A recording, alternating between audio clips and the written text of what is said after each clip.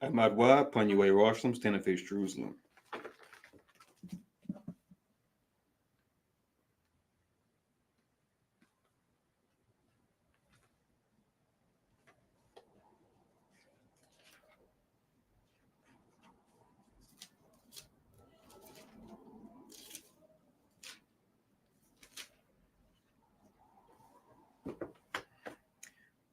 Blessing of the Sabbath.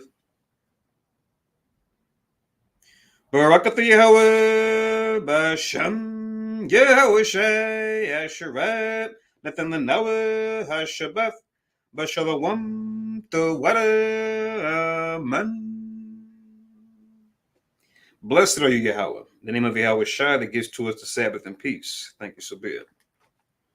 The Aliyah Ma'ah Shariah Machad, Psalms 121. Anya Harayim, Ayam Yim Yet, Oh Harayim, Mayim, Yabawa Azarya, Yabawa Mayahawa Shashab, Shemayim, Warataza, La Yanathan, Lamawat, Regalia, Yela Yanawam, Shashramarka, Hanab. La wala yeshan shashramar yeshvaleb Yehawah shemaria Yehawah tazaliet ayub yad yim yad yawamam hashemash la hakaya wayarak la balayala Yehawah yashemaria makab Ra Yashamar na Pasha Yehovah Yashamar Habalakya Wabawayab Ba'itha Wa'idawalam Basham Yehovah Shai the Wadaman. Psalms 121. I will lift up mine eyes into the hills from whence cometh my help. My help cometh from the Lord which made heaven and earth. He will not suffer thy foot to be moved. He that keepeth thee will not slumber. Behold, he that keepeth Israel shall neither slumber nor sleep. The Lord is thy keeper. The Lord is thy shade upon thy right hand. The sun shall not smite thee by day, nor the moon by night. The Lord shall preserve thee from all evil. He shall preserve thy soul. The Lord shall preserve thy going out and thy coming in from this time forth, and even forevermore. Amen.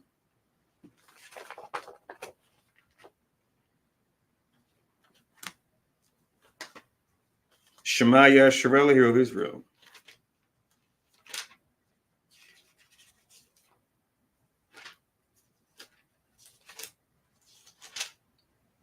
Shema Yasharel, Yehovah, Elohim, Yehovah, Akad. Shema Yasharel, Yehovah, Elohim, Yehovah, Akad. Shema Yasharel, Yehovah, Elohim, Yehovah, Akad. Deuteronomy 6 and 4. Hear, O Israel, the Lord our God is one Lord. Amen.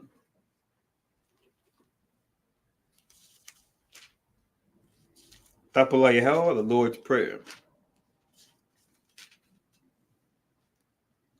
Abiyanawa Shabbat Shemayim Kodash Hayya Shamka Yahweh Malakwavka Taba'a Ratazawanka Hayya Aisha Barataza Kabashamayim Matamanawa Lacham Yawam Zad Wasalakhlanawa Kabawat Nawa Kasalach Nawa Kabawat Yanawa Wala Abiyarnawa, O Messiah one above, Hawashinawa, Murai, Kaya, Laka, Hamalakwath, Wa Allah, Wa Thaparat, Wa Walam,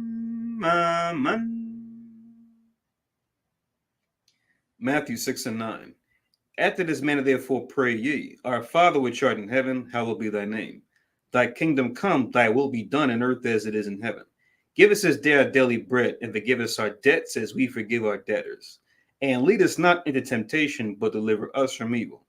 For thine is the kingdom, and the power, and the glory forever. Amen. Ha'ashara Matazawaf, the Ten Commandments.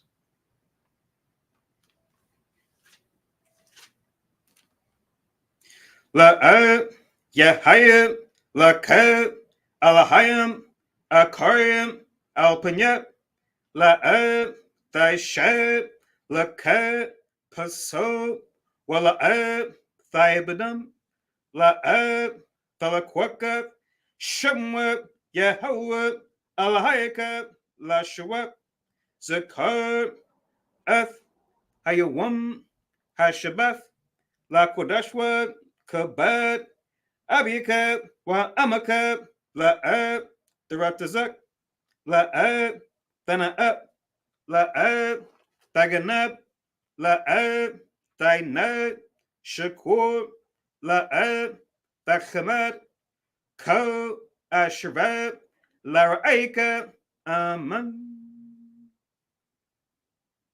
Exodus 20:3.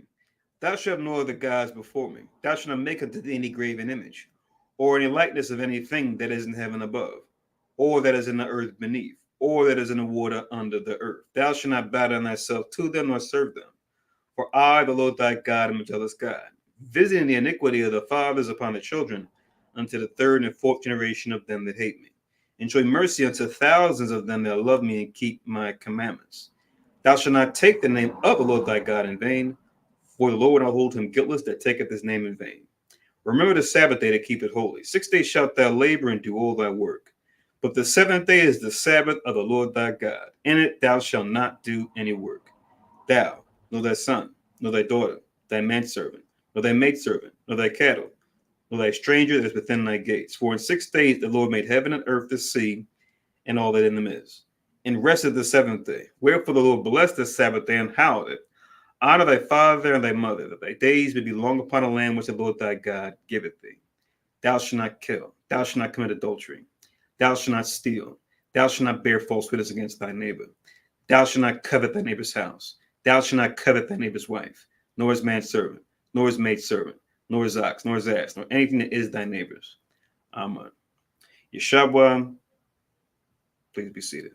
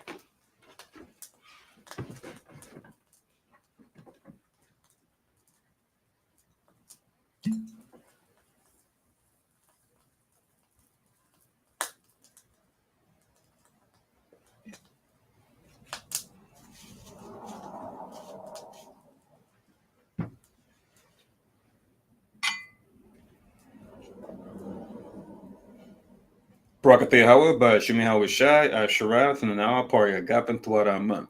La Yahweh by Shemi Hawashai, Yashra.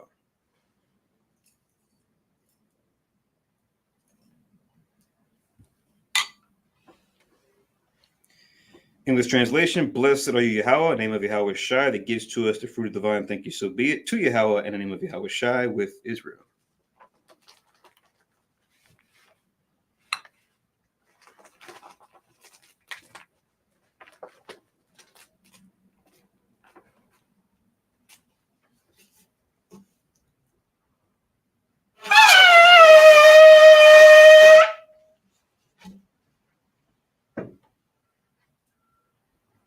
Amadwa, Panyua, Yerushalayim, stand and face Jerusalem.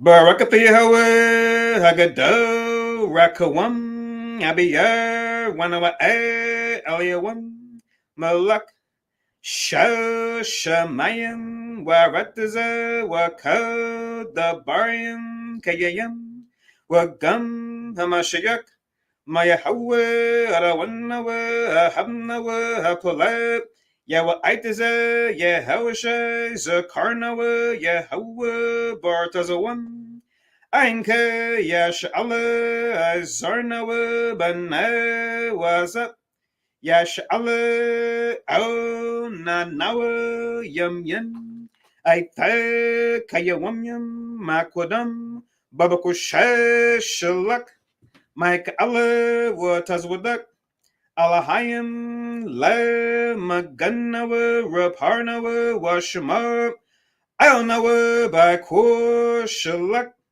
Haruka Shau Yahawashai Lanawa Lalamanawa Rabiam Kakama Thabawana Wada Show the Barka Basham Yehoshai the water some yet why will man. English translation. Blessed are you, Yahweh, the great, merciful, mighty, terrible, most high power, King of heaven and earth and all things living, and also the anointed from Yahweh, our Lord, our friend, the wonderful counselor, Yahweh Shai. Remember, Yahweh, favorably your people Israel. Help us build and gather Israel. Most high, we beg you right now, like the days of old. Please send Michael and the righteous powers to protect us, heal us, and watch over us. Mainly send the spirit of Yahweh Shai to us to teach us much wisdom, knowledge, and understanding of thy word. In the name of Yahweh Shai, thank you, always and forever, so be it. Repeat the Hebrew only. Blessed are you, Yahweh, in the name of Yahweh Shai that gives to us the law. Barakatha Yahweh, Ba'ashem Yahweh Shai, Asherah, Natam Lanawa, Hathawah. Blessed are you, Yahweh, in the name of Yahweh Shai that gives to us light to see. Barakatha Yahweh, Ba'ashem Yahweh Shai, Asherah, Natam Lanawa, Awar, Larawat.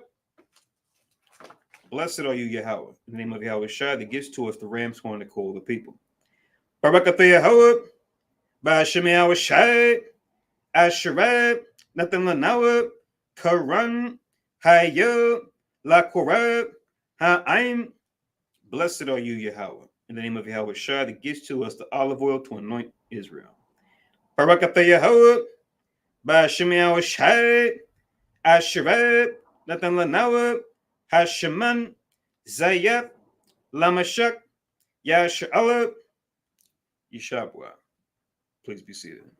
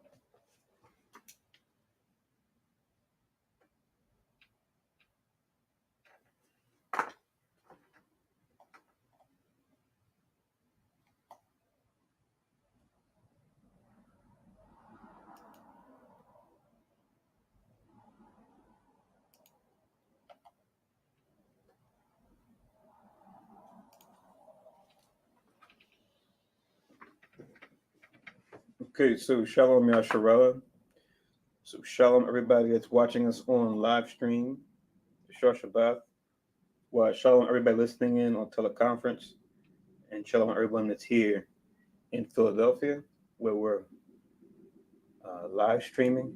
Welcome to Hayat Charlotte Kanaz, which just means the Congregation of Israel, where we teach that the descendants of slaves, as well as the indigenous peoples found mainly in North Central South America and the Caribbean, are the southern and northern kingdoms of 12 tribes of Israel, and that we as a people have fallen to a lower state politically, economically, even religiously, because we broke the laws of God found in the Bible given to us by Moses, and have become as low a state that we've fallen to as a people by turning back to these commandments we broke by following Jesus Christ. And the Jesus Christ we're talking about is the Jesus Christ that we find in the volume of the book, not the one of many false Christs out there that a lot of our people and other nations have been duped to believing in. So we want to follow Christ as it's written, like it states in St. John chapter 7 and verse 38, he that believeth on me, as the scripture has said. So one way we do that is by keeping the Sabbath holy to the best of our ability from Friday sundown to Saturday sundown.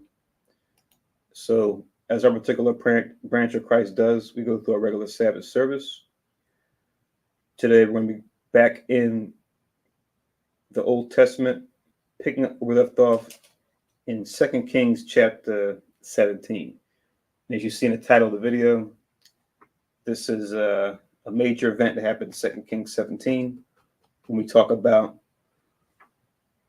the northern kingdom of the children of Israel falling and how it happened and by whose hand. Ultimately by the Most High's hand, but we'll get who the Most High decided to use to do that, and we'll get why. So the scriptures will give us that. All right. And my name is Nabiel Zerubbabel. I have the privilege of going through the Sabbath service with you guys today. You can just write down for your notes that according to the Gregorian calendar, it would be September 14th, 2024. Once again, September 14th, 2024.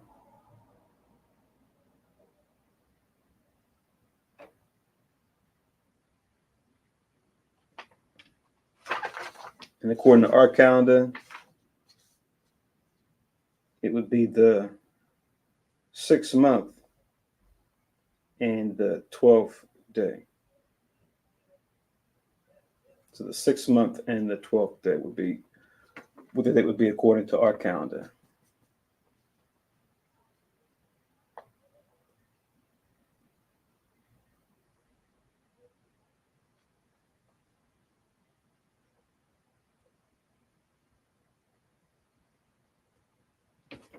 Okay, so let's go to 2 Kings chapter 17 and begin.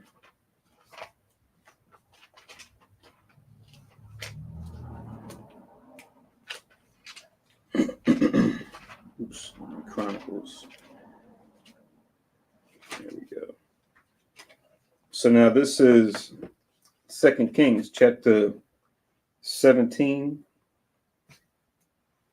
in verse 1. Make sure I'm good to go here. Okay, good. So it reads, in the 12th year of Ahaz, king of Judah, who we read about last time we did First Kings, or I should say last time we were in the Old Testament doing 2 Kings. We read about King Ahaz and his wicked reign. But Sam pretty much during the 12th year of his reign is going to talk about what was going on the north side in the northern kingdom. So it reads, in the 12th year of Ahaz, king of Judah, began Hosea, the son of Elah, or Hoshea, the son of Elah, to reign in Samaria over Israel 9 years. Just telling us whose son he was of, where he reigned, and then how long he reigned for. Right? And this Hoshea is going to be the last king of the north, unfortunately. But as you read on, we're going to get those details. It says in verse 2, and he did that which was evil in the sight of Yahweh.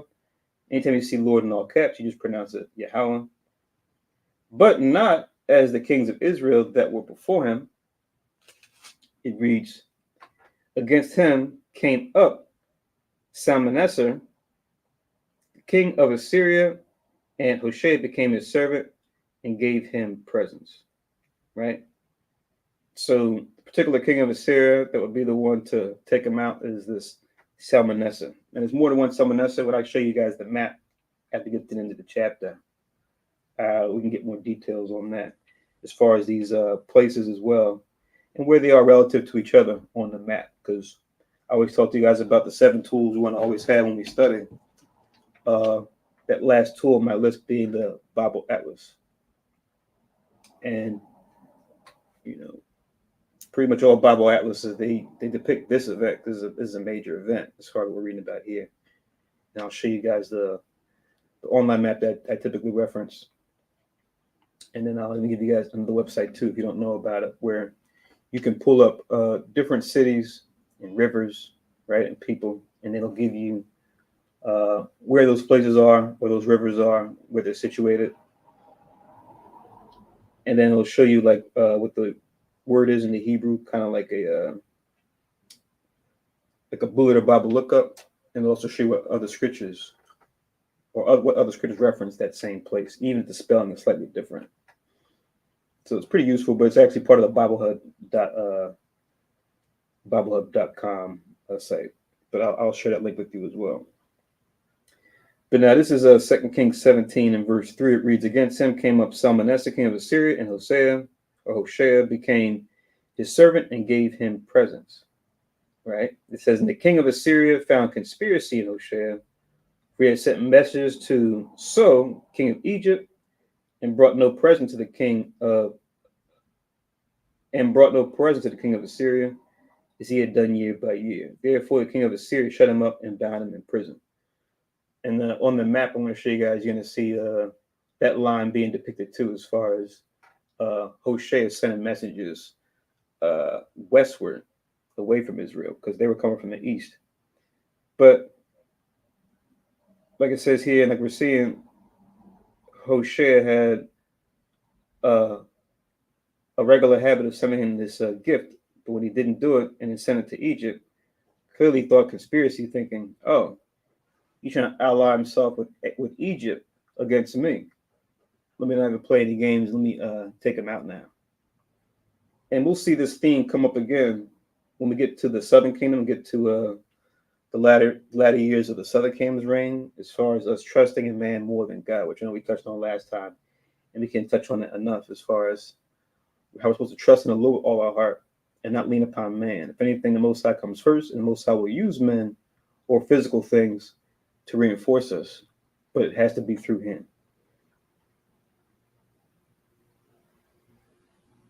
So no man, nothing physical can save us. The nations try to trust in those kind of things, and it always fails them. So reading on in verse 5, it says, then the king of Assyria came up throughout all the land and went up to Samaria and besieged it 3 years.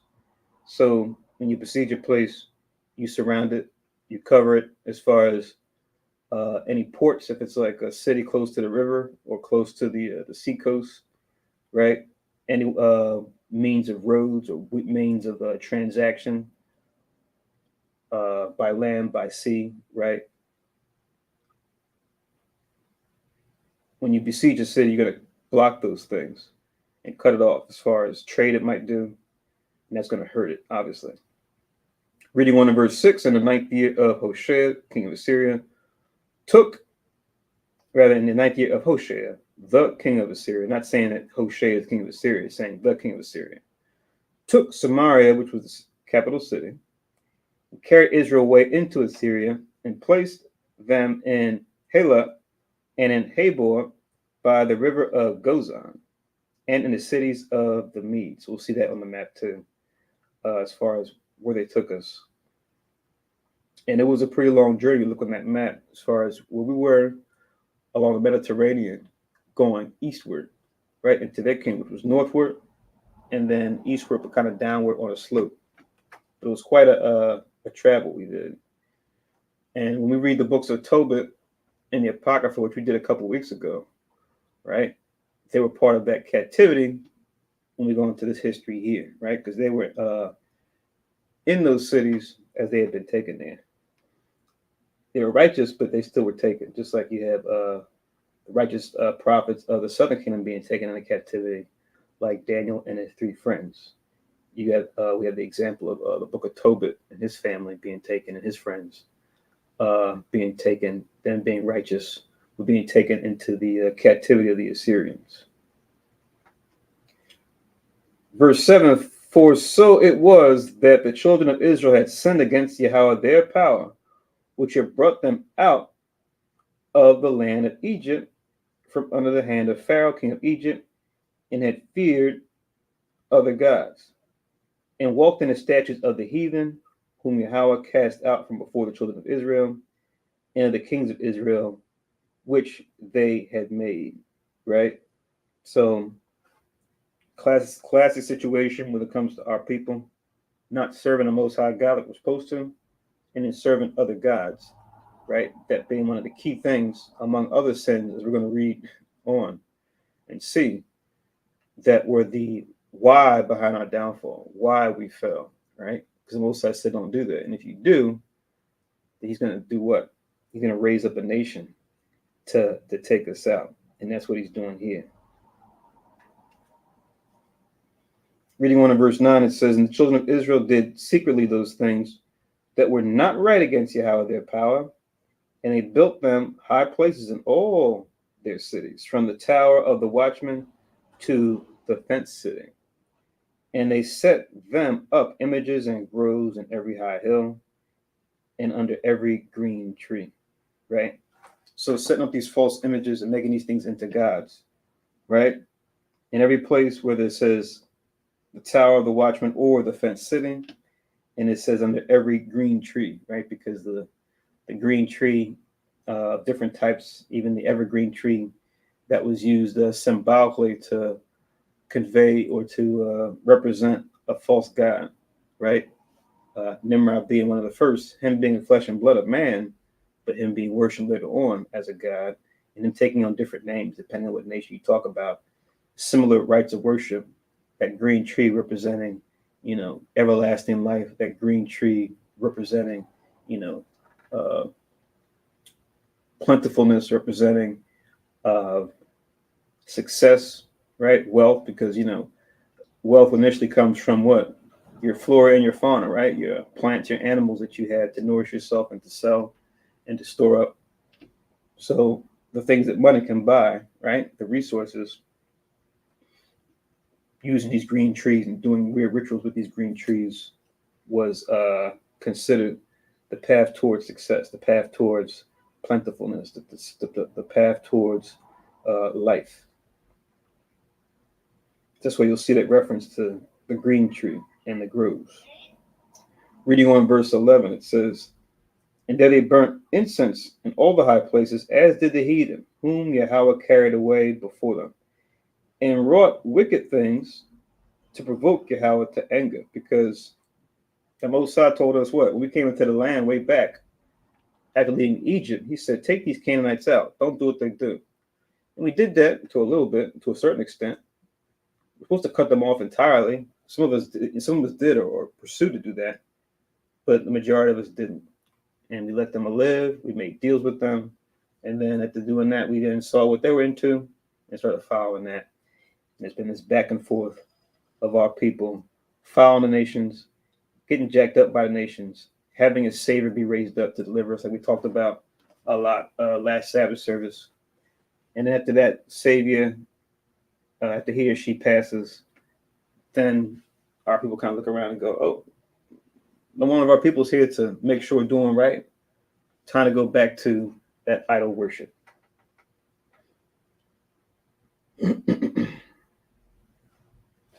Reading on in verse 12, it says, for they served idols, whereof Yahweh had said unto them, ye shall not do this thing. So It's a commandment to not worship these things. And we read this last week, but I'll get it again. To link with the 17 and 12. We read already in the 10 Commandments, right? In Exodus chapter 20. Let me get it in Deuteronomy chapter 4 again, just as a reminder. Deuteronomy chapter 4.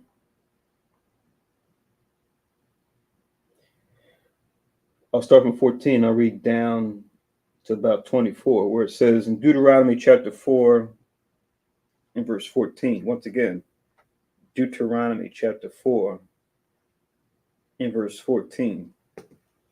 It says, and the Lord Yahweh commanded me at that time to teach you statutes and judgments, that ye might do them in a land whither ye go over to possess it. 15, take ye therefore good heed unto yourselves, for ye saw no manner of similitude on the day that the Lord or Yahweh spake unto you in Horeb out of the midst of the fire. Going back to Exodus, when he spoke to Moses in the burning bush. It says, 16, lest ye corrupt yourselves and make you a graven image, the similitude of any figure, the likeness of male or female, right? So going into you making images, not saying that arts and crafts is wicked. No, arts and crafts is fine unless you're doing it to make it into an idol or something that the Most High said don't, right? Nothing wrong with decorations or artistry, but that's not why they were doing this. And you read on, it's going to give us that context, because we've got those arguments sometimes, even in camp. People say, oh, don't make any graven images, but look at your headband, look at your chest piece, look at your girdle that you have on. You got a lion on that thing. You got a chair, a UFO on that thing. A shield of David on there. What's that? Graven image. We have to explain to the people.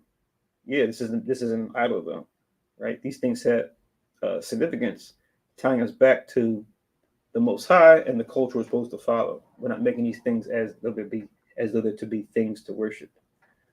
That's what the heathen did. That's not what we're doing. Remember, there's what people say and do, and then there's why they say and do it, right? Unless you understand both, you really can't fully understand the matter. But reading on, it says, verse 17, the likeness of any beast that is on the earth, the likeness of any winged fowl that flieth in the air, the likeness of anything that creepeth on the ground, the likeness of any fish that is in the waters beneath the earth. And check out 19. Unless thou lift up thine eyes unto heaven, and when thou seest the sun and the moon and the stars, even all the host of heaven, shouldest thou be driven to worship them and serve them, which Yahweh thy power have divided unto all nations under the whole heaven.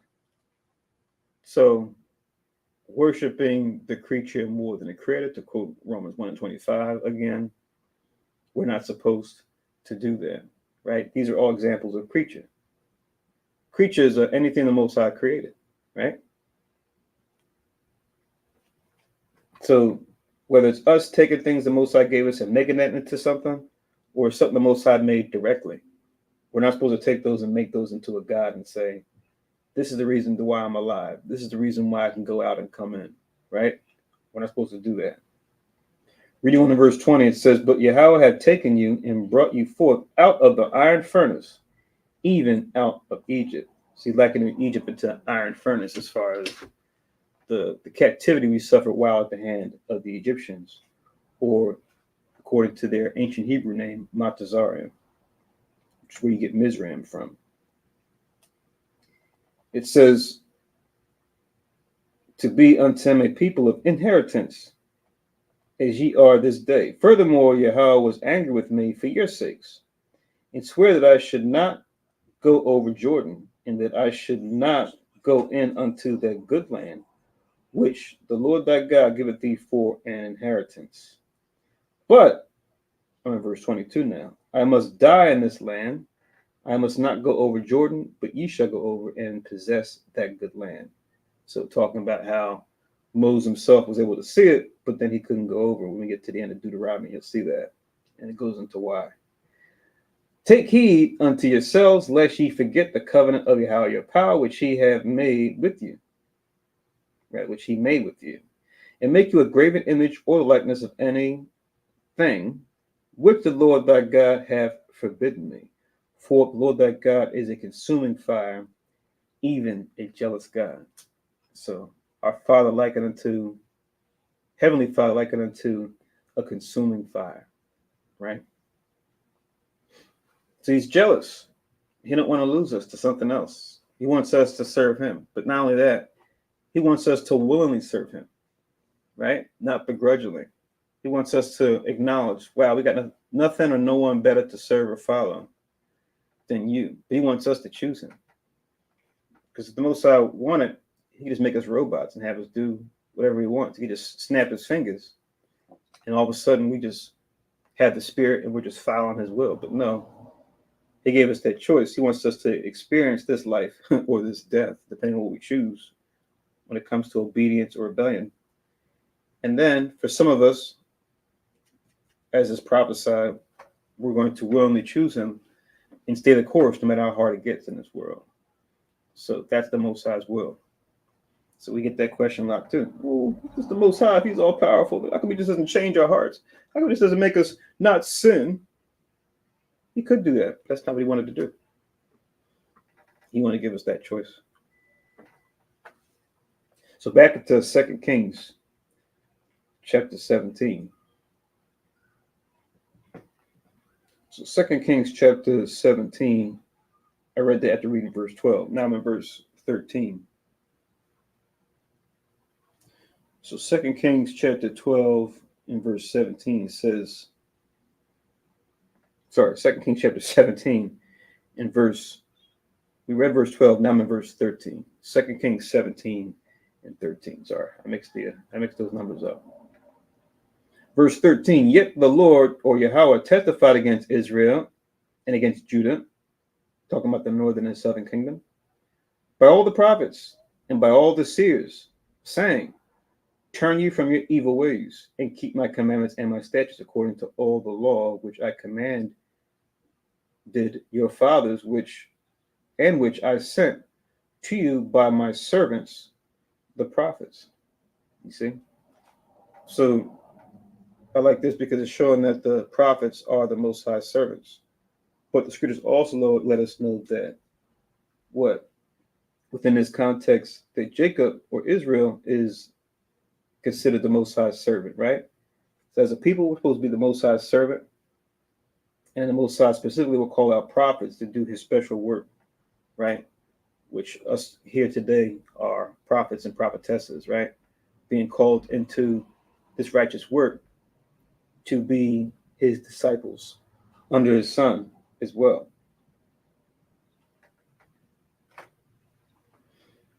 But yeah, as far as the servants, the prophets, makes me think of Amos. I'll get that real quick.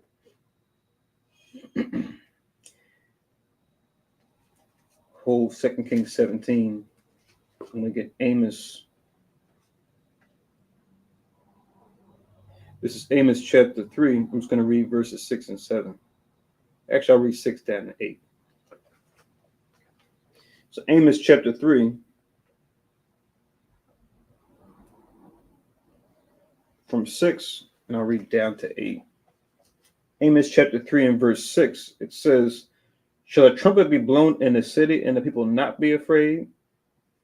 So hear a trumpet sound off, usually supposed to what? Be an alert that either some man-made disaster or physical natural disaster is coming, right? Armies are pursuing. People will sound off from a high tower oftentimes or from a high wall with the trumpet. And, modern times you might have like an air raid sound, right? If we have an attack from air, since now we're in the modern era, men go to and fro now using airplanes, and they have bombs that can be used as great wasters. So the modern day trumpet is here too with that sound. So you hear that sound, won't you be afraid? You'll be wondering what's going on.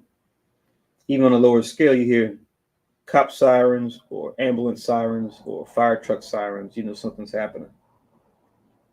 But the last precept, shall there be evil in a city and the Lord have not done it? So We use that precept to show that the Most High controls not only good things, but also the evil things.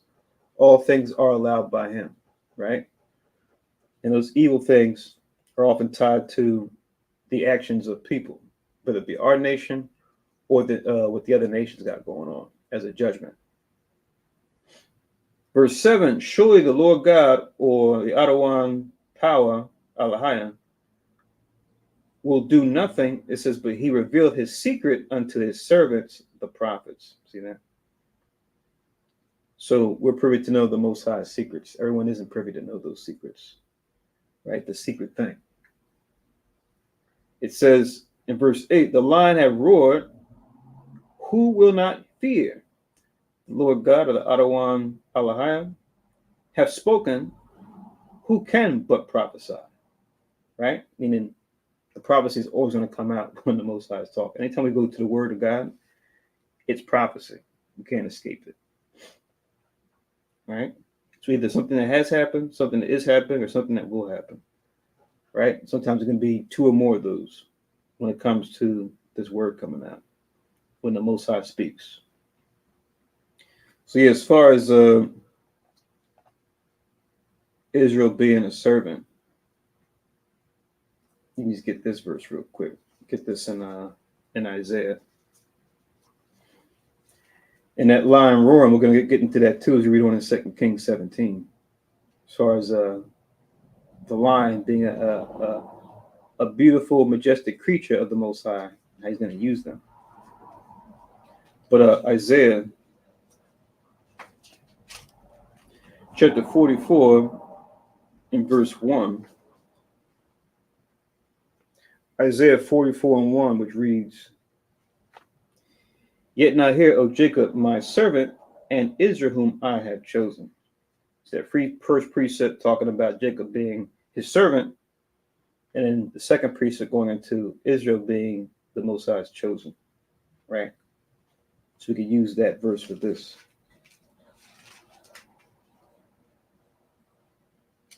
And you can link it with 41 and 8 as well. Isaiah 41 and 8. Isaiah 41 and 8 reads, but thou, Israel, art my servant, Jacob, whom I have chosen, the seed of Abraham, my friend. Right? So the Most High considering Abraham his friend, us coming out of Abraham, us being as a nation his grandson. Right? Because Abraham had Isaac, Isaac had Jacob. And also, as far as when it talks about the Most High prophesying, anytime he speaks, and how it can only be but prophecy. I'll get this verse real quick too. This is in the book of Revelation. So Revelation chapter 19 in verse 10. Revelation chapter 19 verse 10, it reads, so jumping forward in time, this is John being shown visions, the disciple John, right? Not only one of the 12 of Christ, but one of his top 3. Revelation chapter 19 and verse 10, it says, and I, John, fell at his feet to worship him, right? This figure he was standing before. He said to him, see thou do it not. I am thy fellow servant and of thy brethren that had testimony of Jesus or Yahushua. So he's saying, look, I'm not the Christ, right? But I'm a servant just like you are, right? It says worship power. Don't worship me, worship power. But now this last precept is why I got this. For the testimony of Jesus, or in the ancient Hebrew Yahushua, is the spirit of prophecy. So if Christ or Jesus, if he's the word of God, anytime we go into the word and bring it out properly, that indeed is the spirit of prophecy. So it goes along with what we read in Amos chapter 3.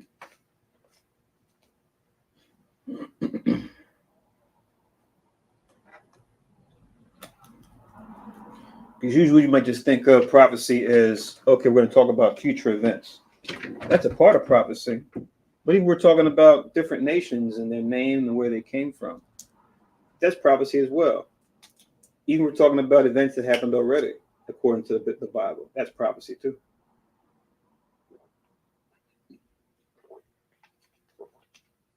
So prophecy is not solely relegated to the future events.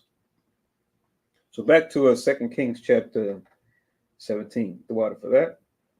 Let's continue on. Chapter 17 and verse 14. Notwithstanding, they would not hear, but hearken their necks like to the neck of their fathers that did not believe in Yahweh their power. So stiff neck, which is just another way of saying rebellious. It says,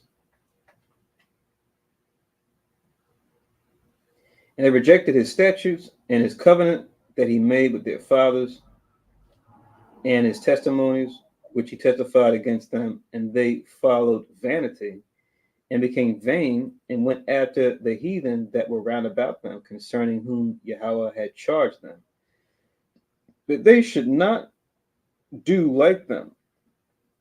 And they left all the commandments of Yahweh their power and made them molten images, even 2 calves, and made a grove and worshipped all the host of heaven and served Baal, right? Baal being one of those counterparts to Nimrod worship. Once again, like I said earlier, he was a man who in time became worshipped as a god, and then the rituals associated with worshiping the god during winter months and the goddess during the spring months, which was based on his mother, who became his consort or his wife, which we know goes against the laws of nakedness. That's an unlawful sexual act as far as incest. But they will become worshipped as the god and the goddess across many peoples. You saw it first become promulgated amongst the Hamites, and then others will follow suit. So to link with verse 16, where it talks about the specific thing with the 2 molten images, you can just write down chapter 17 in verse 16. I mean, to link with 17 and 16, rather. You can write down 1 Kings chapter 12. If we read this in times past, 1 Kings chapter 12.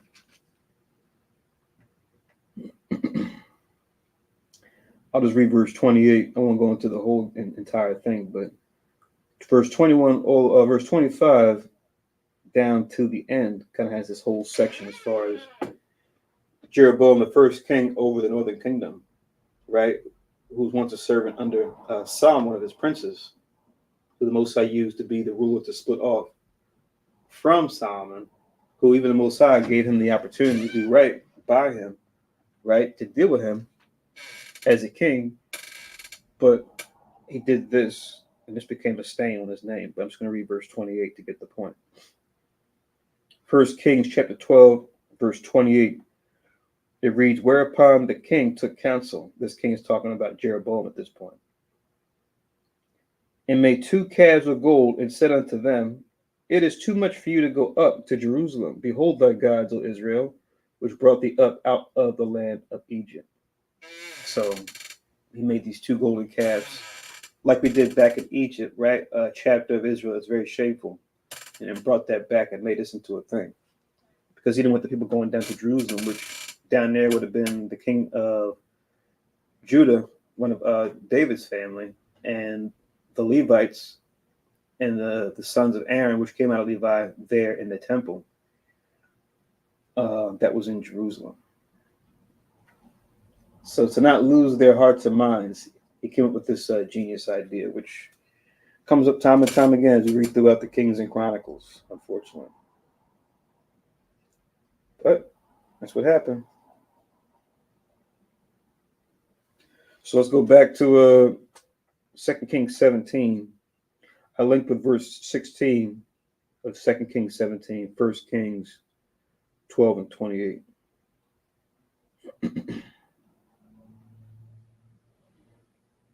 But now reading on, it says,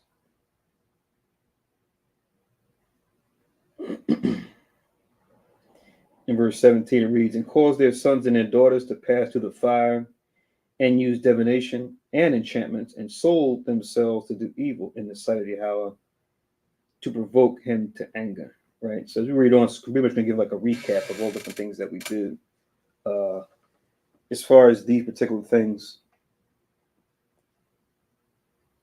when it talks about causing the sons and the daughters to pass through the fire, you read that in the scriptures as far as us offering it to this false god named Molech.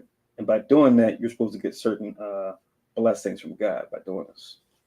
But the Most High saw that and he said, no, you're not supposed to do that.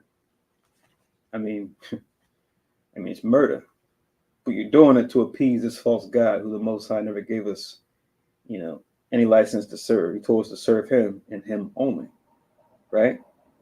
And just think, if this thing were to become a fad or a trend, and your own people around, let alone the heathen around us, you see them doing this practice, it's considered a great honor, and they get blessings from this as far as the world. And that's a scary thing. That's a scary temptation, right? I don't know, God forbid if I ever did that in a past life, but I don't know how I could come to that. But you'd be surprised what people will do when it's a normal thing, and especially those who are famous, be it our people or other nations in the earth at that time, are doing it. So we see similar acts happening right now behind closed doors. We might be able to get some understanding as far as how could they do that? You say it to yourself in your right mind, how could you do that? But you'd be surprised what a person could say or do when they're enticed. And they see in their mind some sort of reward that's going to come from it. But this is Deuteronomy. Deuteronomy chapter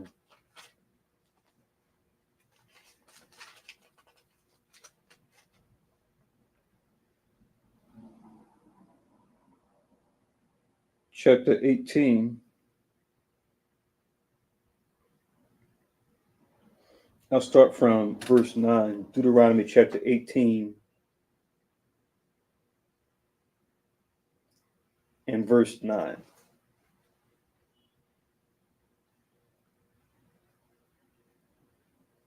So Deuteronomy chapter 18 and verse 9, it reads, when thou art come into the land which Yahweh thy power giveth thee, thou shalt not learn to do after the abominations of those nations.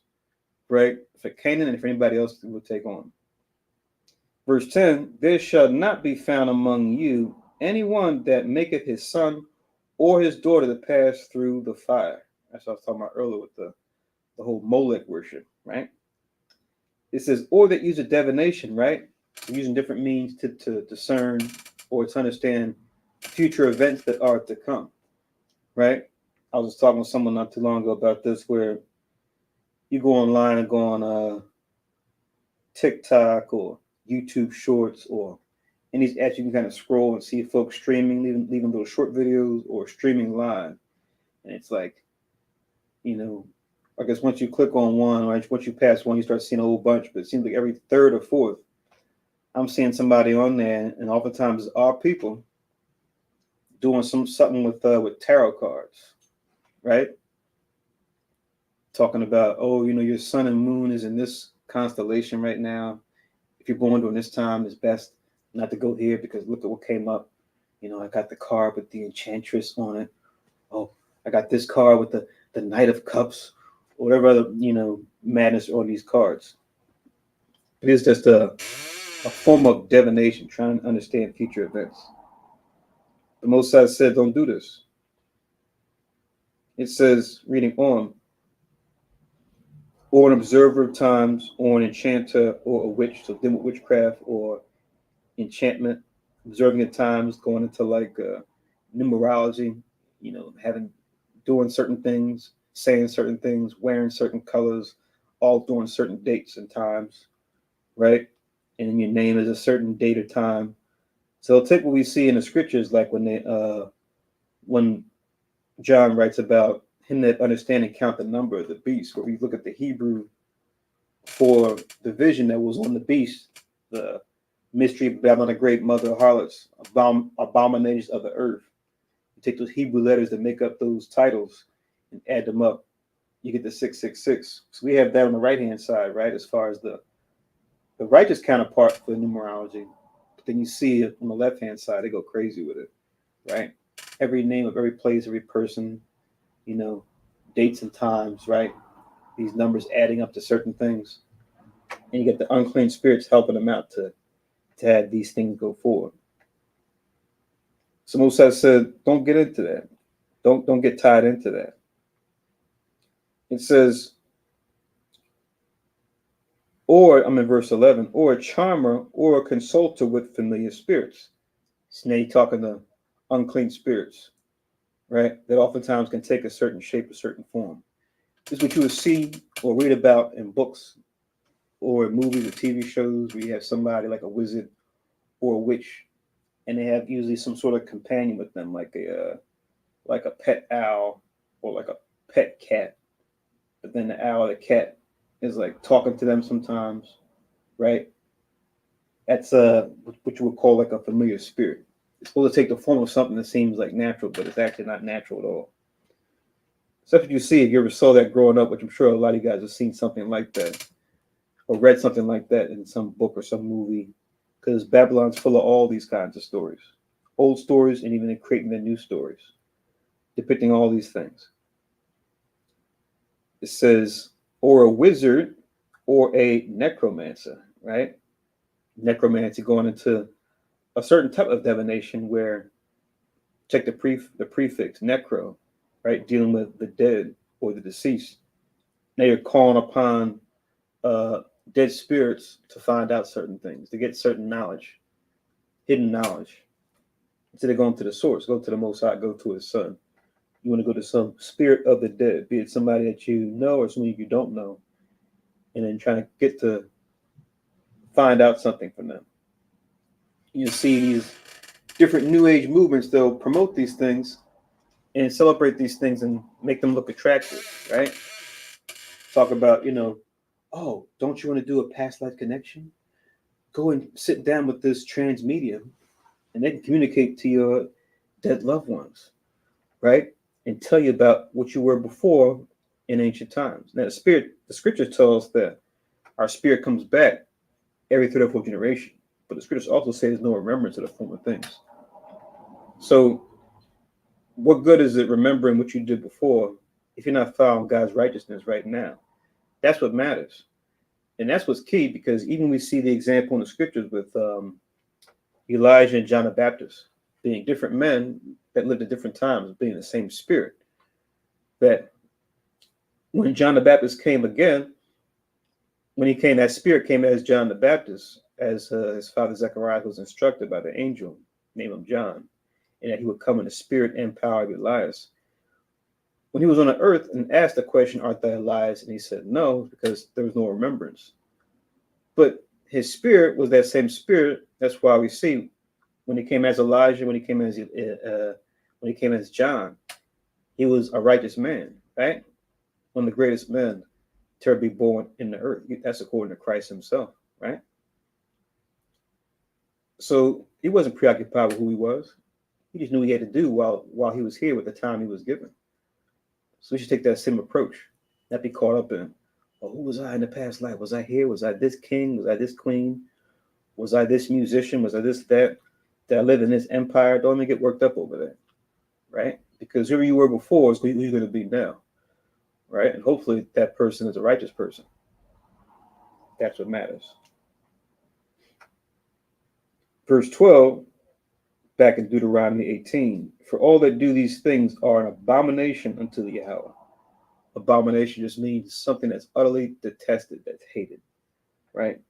And because of these abominations, Yahweh thy power doth drive them out from before thee.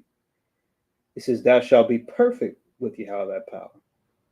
So to be perfect, I think some captions, you might have the word, it'll say, or upright, or sincere. That's something I might check out later. Look up that word in the Hebrew, which is perfect. Because I'm sure if it's actually upright, that would be Yashar, where you get the word Jasher from. Comes from the Hebrew Yashar, which means upright. Verse 14, for these nations which thou shalt possess, hearken unto observers of times and unto diviners. But as for thee, you have that power, have not suffered thee to do so. You see? So it says to possess, because you read the law, the Most High gave us the nations for a possession. right? They belong to us, right? They're our property, them and their children after them, right? But the difference being is when the heathen had us, like they do now as a possession, look how they treated us. But now you read the law, when we had them as a possession, we're supposed to treat them according to justice. We punish them or kill them or execute them if they go against the law. But if they do right, then what? We won't do right. We'll do right by them if they do right when it comes to serving us, right? Whereas with Esau and the heathen, we will do right by them, even according to their perverse laws, and they will still abuse us. And they still do that even to this day. So they've showed themselves. They've given themselves, the Most High gave them their time in the sun to rule over other nations, including us, God's people. And how they conducted themselves as having us as captives is a testimony, right, for all to see, so that when that final day of judgment comes, that can be brought back and be shown and say, look, you took my people captive, strike. You did this to my people while having them captive, another strike. So that it could be known that the Most High is just in all the earth. But that was Deuteronomy chapter 18, starting from verse 9. I read down to 14. You don't have to get it, but just a quick reference as far as the nations belonging to us. And right now we're just pretty much it's like we're living in the upside down. You know, we're living in a Freaky Friday. We're living in a reverse situation where the servants, which are these other nations, they're the ones on horseback. They're the ones that have honor, right? They're the ones that ride on high right now. But we're the ones that are servants. So everything is upside down and inside out. They're supposed to be looking up to us, whereas now we're looking up to them as a people. So that's all a sign to show that the Most High is not to be mocked. Whatever you do is going to come back. But yeah, Leviticus chapter 25. I'll go right to verse 44. It says, verse 39 is where it starts, down to 46. I'm going to go to verse 44. It says, both thy bondmen and thy bondmaid, which thou shalt have, shall be of the heathen that are round about you. Of them shall ye buy bondmen and bondmaids, right? Showing they belong to us.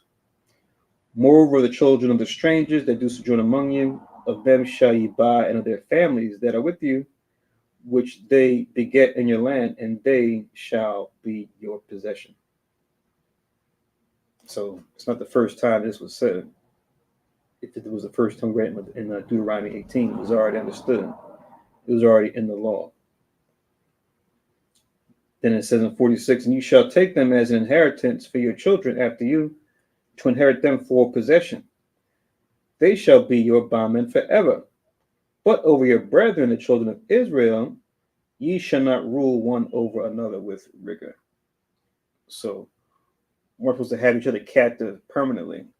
We will serve each other for a certain period of time, right? Which goes into the law of the manservant and the law of the maidservant.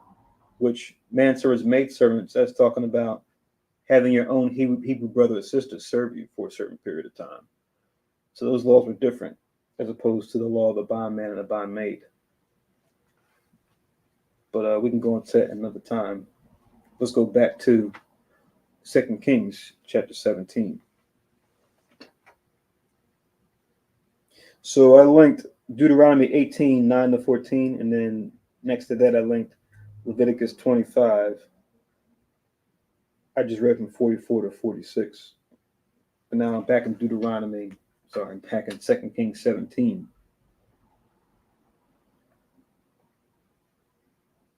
Now I'm in verse 18.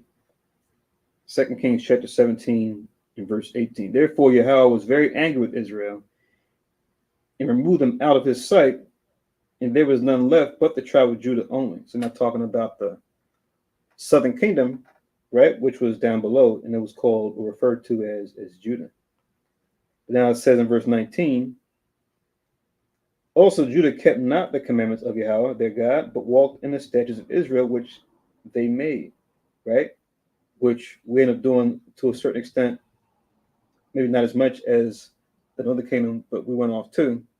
And we would have our punishment later on, a couple centuries later. But right now, our focus is on the northern tribes and the king of Assyria. Verse 20, and Yahweh rejected all the seed of Israel and afflicted them and delivered them into the hand of spoilers until he had cast them out of his sight. Got to get this verse right. A camp favorite. Isaiah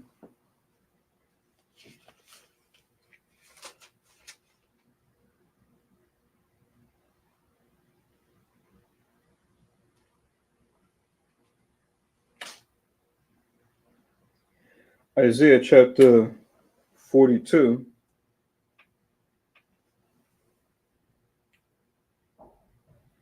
And I'll start from verse 22.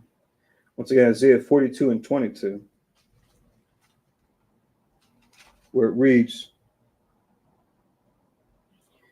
but this is a people, the people talking about us, robbed and spoiled. It says they are all of them snared or trapped in holes.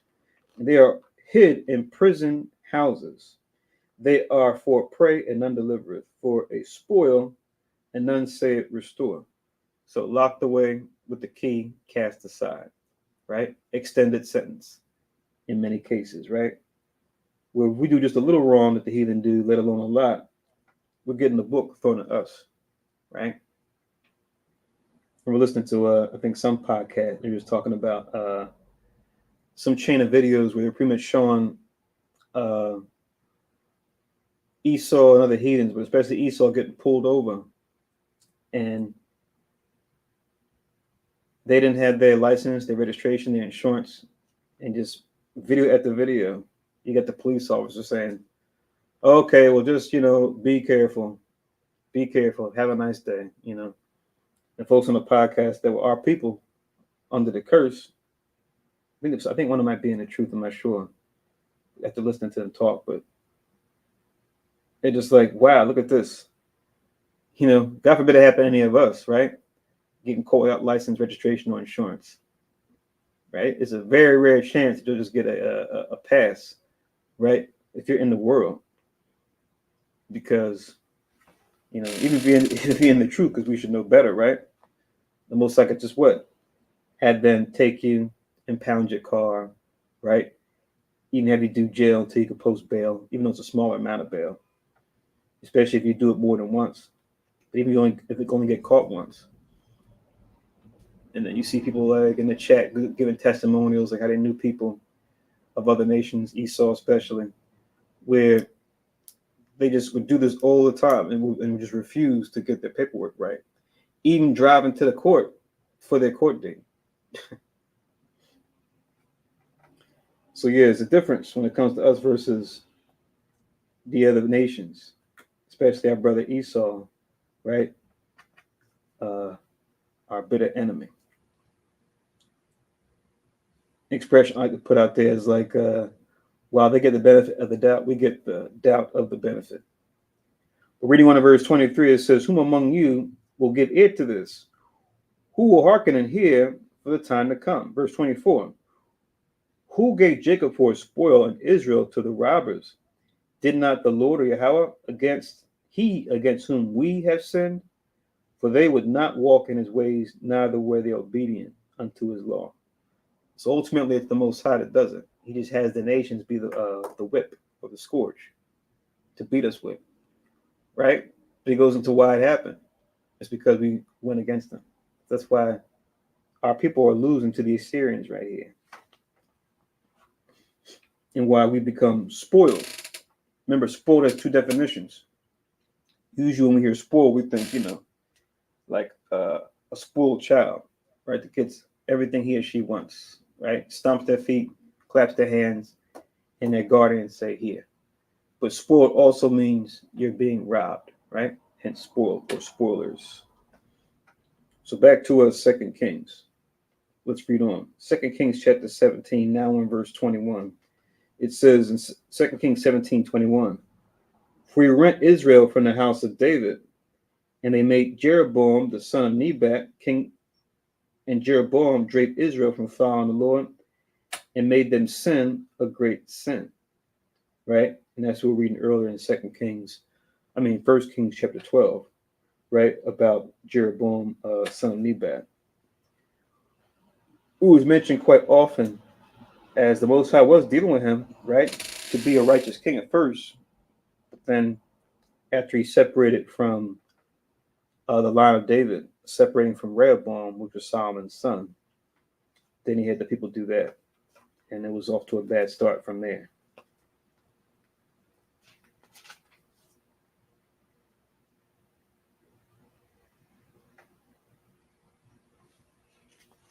I'll link this real quick too.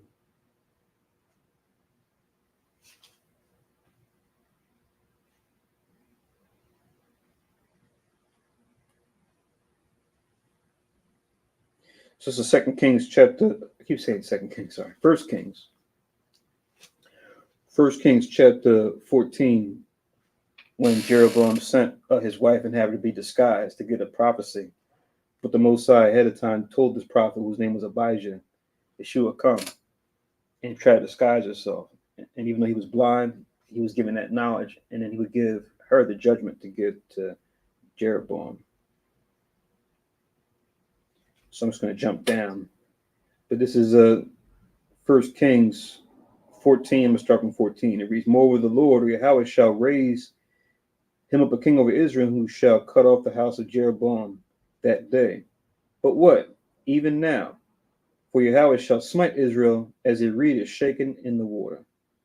And he shall root up Israel out of this good land, which he gave unto their fathers, and shall scatter them beyond the river, because they have made their groves provoking Yahweh to anger." We just read about that, right? This was even way back when the kingdom of Israel was first starting, right? Centuries before we're reading about now in 2 Kings 17. But the Most High knew in his foreknowledge that even after Jeroboam, there would be many kings, but as a whole, it would fail. And then around this time of the Assyrian captivity, this would take place much later, but it was still to come. Verse 16, "And he shall give Israel up because of the sins of Jeroboam, who did sin, who made Israel to sin," with having them go and deal with these golden calves, like we read earlier.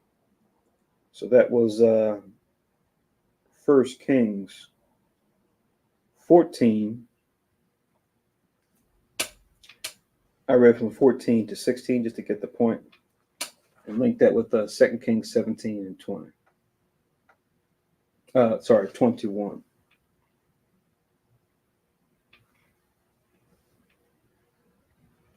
So read on to verse 22 back in 2 Kings 17. "For the children of Israel walked in all the sins of Jeroboam, which he did. They departed not from them, until Yahweh removed Israel out of his sight, as he had said by his servants the prophets." There it is again. "So was Israel carried away out of their own land to Assyria unto this day."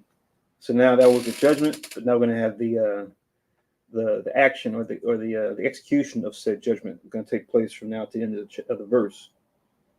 So as I read these people in these places, as I get to the end, what I'll do is I'll share, and I'll make sure to post a link in the chat so you guys can see the map.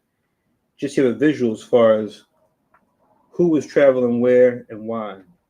This is 2 Kings 17 and 24. Reads, "And the king of Assyria brought men from Babylon, and from Cutha," which you'll see also just as Cuth, "and from Ava, and from Hamath, and from Sepharvaim, and placed them in the state of Samaria instead of the children of Israel." So he transplanted nations, took us out, our people, our tribes, and he transplanted other nations in there, right? Some of them being the Canaanites and the other Hamites, right? Not just the Assyrians, but him taking those Hamite nations, right? That came out of these listed here, because all these people I just read off were they came out of Ham, out of one family or another, but mostly Canaan, and then put them into Samaria as if they were God's people. "And they possessed Samaria and dwelt in the cities thereof." And I'll show you the map for that too, as far as the different territories, how they took over Israel and then tried to redraw the map. Verse 25, "And so it was at the beginning of their dwelling there that they feared not Yahweh. Therefore the Lord For Yahweh sent lions among them, which slew some of them. So I remember I read Amos chapter 3 about the lion roaring, right? So yeah, Most High had nature pretty much set up as a means to judge them, to jack them up, right? To take them out. So Most High can take the things in nature and then have the spirit be on them to destroy you. I'm thinking about even with Daniel being in the lion's den, where the Most High had the Elohim supporting Daniel as he was thrown in jail, even though he was innocent. He didn't do anything wrong as far as the Most High was concerned. So the Most High had the angels protect him where the lions' mouths were stopped. They didn't harm Daniel. But then when they took Daniel out after seeing the judgment and then put the people that accused him in, it says that the lions jumped on them quick, fast, in a hurry, with haste, right? Just showing the Most High has that power, right? Not only to influence the hearts and minds of men, to cause the other nations to deal with it a certain way, where they won't come hardcore on us like they would if we were just out there in the world. But he can do the same thing even for animals, different beasts. He can have them be at peace with us. And if not, he can give us the might to either take them on, even without, sophisticated tools like you'll see with Esau and his cunning. As we know, hunting is in his blood, as the scriptures say. The Most High read examples in our past where the Most High put the spirit of might on us to where we could take on lions, bears, right? These types of animals. And then fight them with either just our bare hands or just with a spear and be able to take them out. Let alone take out men of stature, giants. Remember, you read the scriptures, we had giants before and after the flood, right? Most High gave us that power and that spirit to even take them out too. So, don't take that lightly. But yeah, I just want to read this real quick. As far as the Most High using the things of nature that the Most High made, his creation, as a scourge or as a tool. This is Wisdom of Solomon.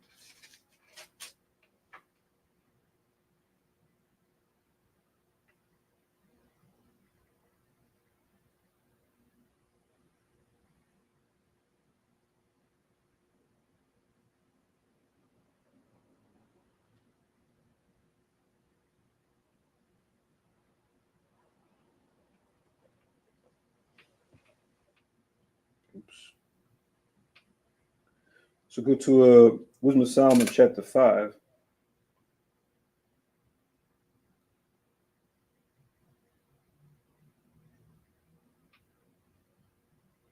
Almost forgot.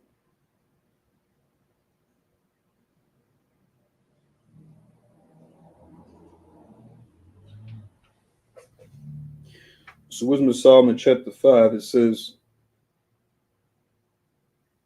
I'll start from verse 17. Link this to verse 25. Wisdom of Solomon, chapter 5 and verse 17. It says, he shall take to him his jealousy for a complete armor, and make the creature his weapon for the revenge of his enemies. So remember, the creature represents anything that's created. And as you read down, it goes mostly into aspects of nature as far as like precipitation, be it hailstorms or tornadoes and things like that. That's all part of the Most High's creature, right? Because remember, the Most High, he made all things.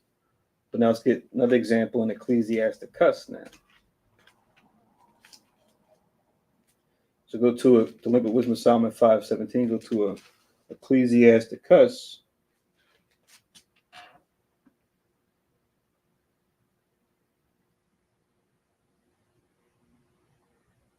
I'll start from verse 28 just to get the full context. But Ecclesiasticus 39:28, which reads, there are spirits that are created for vengeance, which in their fury lay on sore strokes. In the time of destruction, they pour out their force and appease the wrath of him that made them, right? So the Most High has these things he made in his creation go out there to punish the other nations, like he's doing here with the Hamites that the Assyrians brought in to put into our land. And the Most High set the lines on them. It says in verse 29, fire and hail and famine and death, all these were created for vengeance. See that? So the Most High Lord can use these things to what? Mess up anything we made or built, right? We see that even being used to this day, right?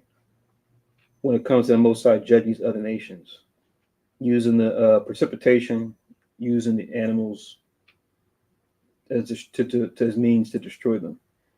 Like it says in verse 30, it says, teeth of wild beasts and scorpions, serpents, and the sword, punishing the wicked to destruction. See that? Here's our teeth of wild beasts. Then it says in verse 31, they shall rejoice in his commandment, and they shall be ready upon earth when need is. And when their time has come, they shall not transgress his word. So check that out. The animals are doing what they're supposed to do. What are we doing? Right?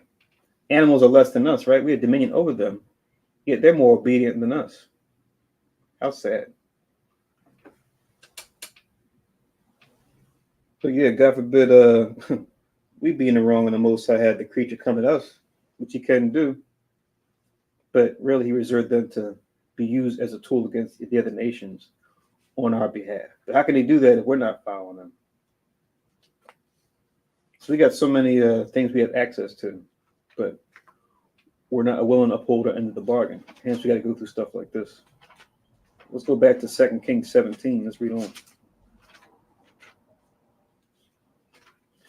2 Kings 17.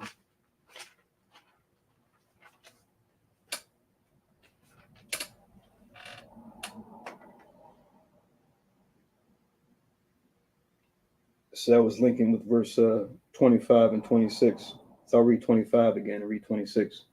2 Kings 17:25. And so it was at the beginning of their dwelling there that they feared not Yahweh. Therefore Yahweh sent lions among them, which slew some of them. Wherefore they spake to the king of Assyria, saying, the nations which thou hast removed and placed in the city of Samaria know not the manner of the God of the land. Therefore he hath sent lions among them, and behold, they slay them, because they know not the manner of the God of the land. So they put the two and two together as far as why, the animals keep attacking them, since they are in there and they're not supposed to be, right? 27, then the king of Assyria commanded, saying, carry thither one of the priests whom he brought from thence, and let them go and dwell there, and let them teach them the manner of the God of the land, right? So, okay, he's got an idea, but now if we go back to 1 Kings 12, when it came to the priest that Jeroboam had set up, it wasn't the righteous priest of the sons of Aaron, right, for the Levites, right? He had priests of his own that he had set up, right? Which I'm sure some of them probably knew the law, but they weren't really doing the thing. Not only were they not the right family, but they weren't wholly teaching them to keep the commandments. Maybe certain ones here and there, but they were having to do all this wicked stuff. So reading on in verse 28, then one of the priests whom they had carried away from Samaria came and dwelt in Bethel, which we know is in the south of Samaria, right? That was one of the chief cities. Because remember, that was one of the cities that they set the golden calf in, Bethel, and the other one they set up, I think, in the city of Dan. One at the bottom of Samaria, the other one at the top. So no matter where you were at in Samaria, you had where you can go to do your worship and to pay homage. How horrible. It says, and taught them how they should fear Yahweh. Howbeit every nation made gods of their own, and put them in the houses of the high places which the Samaritans had made, every nation in their cities wherein they dwell. So bad habits die hard, right? They still hold on to those nations. So even them getting jacked up by lions wasn't enough to take them away from their false gods, right? I'm sure a number of them probably cleaved to them even more for protection. It says in 30, and the men of Babylon made Succoth Benoth. Succoth, you see that Succoth, that's where you get the word tents from. And the men of Cuth, which is the same as Cuthath we read earlier, made Nergal, and the men of Hamath made Eshima. So they're pretty much making themselves at home, setting up their own towns, right? 31, and the Avites made Nibhaz and Tartak, and the Sepharvites burnt their children in fire to Adramelech and Anamelech, which I know Melech I think means king of. So king of Edram and king of Anam. You go into the names if you want to look those up. The gods of Sepharvaims, that's what they named their own gods. And we see they had their own similar ritual like we read about with Molech, about offering the children to the fire. So 32, it says, so they feared the Lord and made unto themselves of the lowest of them priests of the high places, which sacrificed for them in the houses of the high places. They feared the Lord and served their own gods after the manner of the nations, whom they carried away from thence. Yeah, they feared the Lord, all right. Look what they did. All right, to show clearly the opposite, right? It kind of being like a tongue-in-cheek way to say it here. It says in verse 34, and to this day they do after not Yahweh, neither do they after their statutes, or after their ordinances, or after the law and commandment, which the Lord commanded the children of Jacob, whom he named Israel. Which goes back to Genesis 32. We wrestled the angel and then had victory even after our thigh going out of joint, as far as our forefather Jacob. That's what's referring to in verse 34. Going back to Genesis 32, and you just write verse 28. We won't get it, but you read that story again. It's always good to read, good to meditate on. Really interesting. A lot of things you can draw from that exchange, and what was taking place before that and after that, and why that was important. Reading on in 35. Once again, I just linked Genesis 32 and 28 with verse 34. Now I'm in 35 of 2 Kings chapter 17. With whom the Lord had made a covenant and charged them, saying, ye shall not fear other gods, nor bow yourselves to them, nor serve them, nor sacrifice to them, but the Lord, but Yahweh, who brought you up out of the land of Egypt with great power and a stretched out arm, him shall ye fear, and him shall ye worship, and to him shall ye do sacrifice. And the statutes and the ordinances and the law and the commandment which he wrote for you, they all go hand in hand. I know we had that question before. The law, the commandment, the ordinances, are they different things? Statutes? They all go hand in hand, right? They're all to be kept together. Ye shall observe to do forevermore, and ye shall not fear other gods. And the covenant that I have made with you, ye shall not forget, neither shall ye fear other gods. But the Lord your God ye shall fear, and he shall deliver you out of the hand of all your enemies. But if you don't, I'm going to have this happen and then let them do what they want in your land, like we're seeing here, which is a shame. And like I said, we get later on in Kings, we'll get the same situation with the southern kingdom too, with Judah, Benjamin, Levi in the south. They're going to face a similar fate that's going to be for a later date. For the same reason too. But Yahweh your power ye shall fear, and he shall deliver you out of the hand of all your enemies. Howbeit, they did not hearken, but they did after their former manner. So these nations feared the Lord and served their graven images, both their children and their children's children, as did their fathers, so do they unto this day. So even given a chance to be us, to be put in the land, to cosplay as us, they wouldn't do it. They wouldn't do it, even given the opportunity, right? So much for, oh, he's a God of all nations, he deals with all nations, but all nations don't deal with our God. Even our wickedness, and Ezra talks about this, right? Even when it comes to Israel, as a people, we're the only ones that have served the Lord our God. even they knew about him, knew about his commandments by looking at us, by taking our records, they still as a whole wouldn't do it. But we as a people did. Even with our wickedness, we as a people were the only ones that served him, right? But here they are in the land, granted access.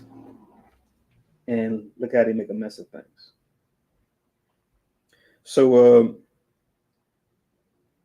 just to show that it's a two-time loss for the nations, write down Psalm 105, verses 14 and 15, just to show the Most High was always dealing with us. He never was dealing with them. Psalms 105, 14 and 15, to where even the Most High had the nations coming as a punishment, it was still commanded to them that they shouldn't take us captive. So even the Most High is jacking up the nations judgment-wise by using them as a lash to punish us, just to show that he always intended them to be, like we read earlier, to be our inheritance, to be our possession, right? Psalms 105, 14 and 15, it reads, Psalms 105, verse 14. He suffered no man to do them wrong. Yeah, he reproved kings for their sakes, saying, touch not mine anointed and do my prophets no harm. See that? So they didn't listen though. So the Most High would use them for this purpose, and then they would get in trouble at the same time, even though it was judgment against us. So it was pretty much set up to where the other nations, there was never a chance in them, really. And we'll see that being established in the kingdom also. And I was talking about the map earlier before we went on to verse 18. Let me share it real quick. So now I'll post the link in the chat just in case you guys don't have this link. And I usually refer to this particular atlas because it's free online, right? You can get to it from your phone, tablet, desktop, whatever computer device that you have. You can get access to it. And it's pretty good. There's other ones out there, of course, but this one's pretty good. But if you look on this map, you'll see it's number 69, which is page 107, the fall of Samaria and the deportation of Israelites, where you see the green line here showing the Israelites being deported from Samaria, which is, if you look where Israel is on the lower left-hand corner of the map, then being taken up and around, like I was touching on earlier, over Beth Eden, over where it says Assyria, and all where you see Media, where if you look where Media is on the right side of the map, it mentions Akhmetha or Ecbatana, which that name comes up rather often when we read in Tobit, right? I think it's without the E. I think they spelled Ecbatan, but it's referring to the same place. And then these different places you see that are green. One, you see the city Gozan. And another one you see Halad, Nineveh. It says these were where Israelites were resettled. This is where we were taken to and where we lived within the Assyrian captivity. If you look down toward the lower right, you'll see Babylonia and you'll see Cutha, that we read earlier. And you'll see these orange dashed arrows where they took those people from here, the Assyrians, and then put them into certain places that in Israel and above Israel, combined them and then put them into Samaria and brought them downward. So like I said, this map's pretty descriptive, showing these different things. And then you see even some Syrian captives, right, which is the Aramites.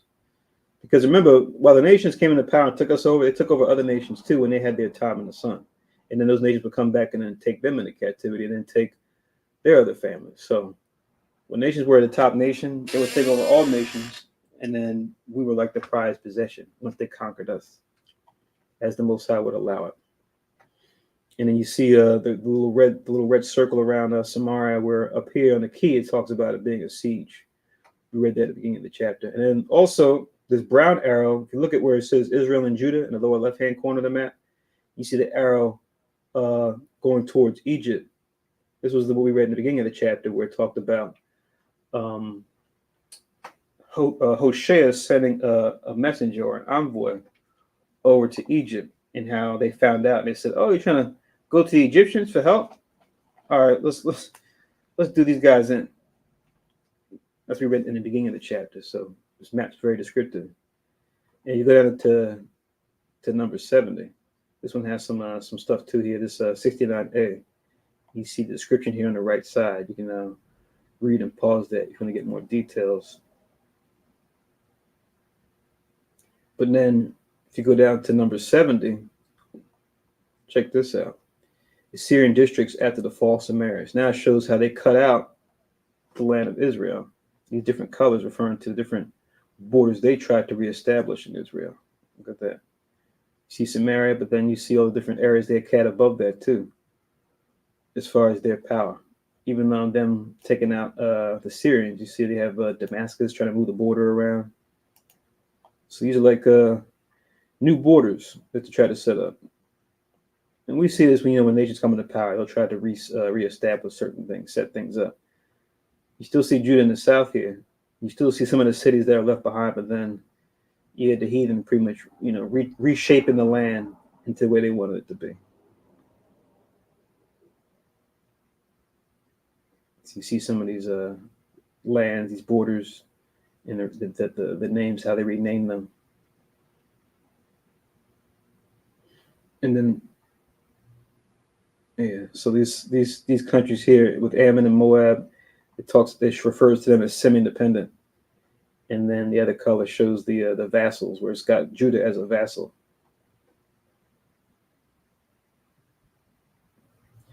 All right. So it's page 109, 107 to 109 in here. But if you're looking at the specific maps, it's map 69, map 69A, and map 70 in that link I just shared with you guys. But let's go into 2 Kings 18. Let's continue on. 2 Kings chapter 18. In verse 1, we'll read that now. So 2 Kings chapter 18, in verse 1, reads,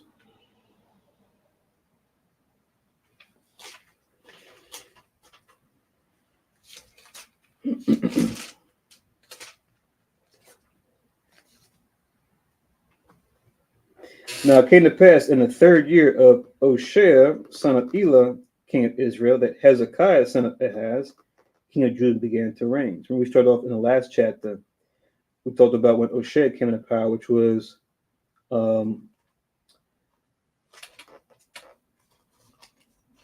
a certain year of King Ahaz. It says his 12th year.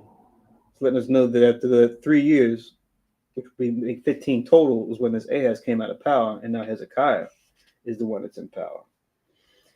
So now Hezekiah, as we're going to read about going forward, he was actually a righteous king that we can look up to and be motivated by and inspired by, right? One of the few righteous kings we had in the southern kingdom, as we read about his story. And we're going to see, as far as the Assyrians, who are the big bad nation at this point, how they're going to deal, since they took out the northern kingdom. And just put that in your notes if you don't know that year. Just remember the year 722 BC is around the time frame of when this is taking place. 722 BC being a famous year when the northern kingdom fell, where all these events in 2 Kings 17 have taken place.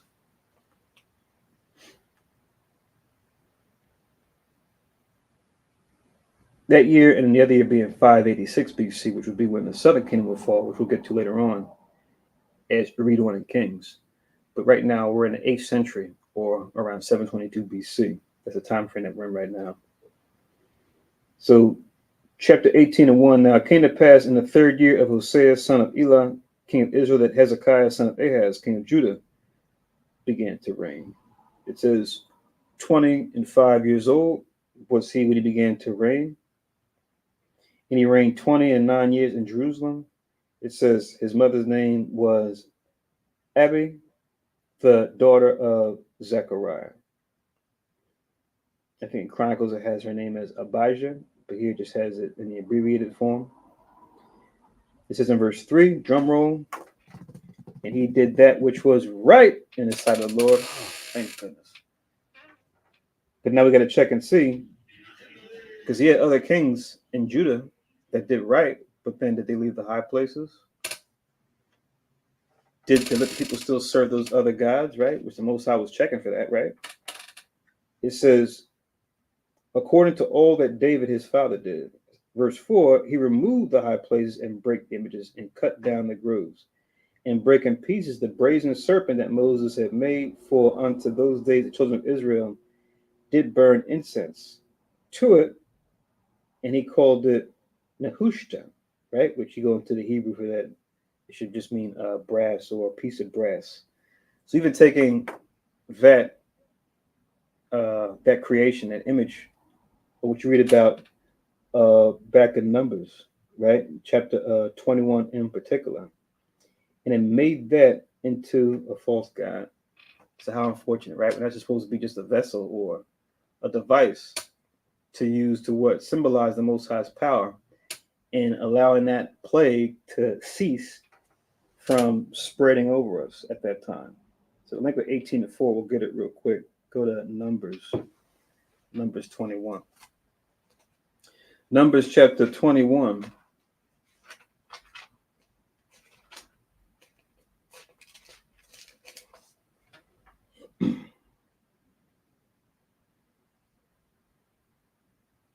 Numbers 21, I'll just get the key thing. Read the whole chapter, but I'm just going to read verses 7 to 9 to get the key parts.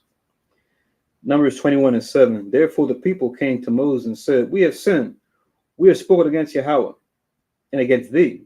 Pray unto Yahweh that he take away the serpents from us. And Moses prayed for the people, because the Most High, you read above, sent fiery serpents amongst the people. And they bit the people, and much of the people of Israel died. So you're getting bit by serpents and dying. Clearly, serpents are obviously poisonous. So it says that Moses prayed for the people. It says, and Yahweh said unto Moses, make thee a fire serpent and set it upon a pole. It shall come to pass that everyone that is bitten, when he looketh upon it, shall live. And Moses made a serpent of brass and put it upon a pole.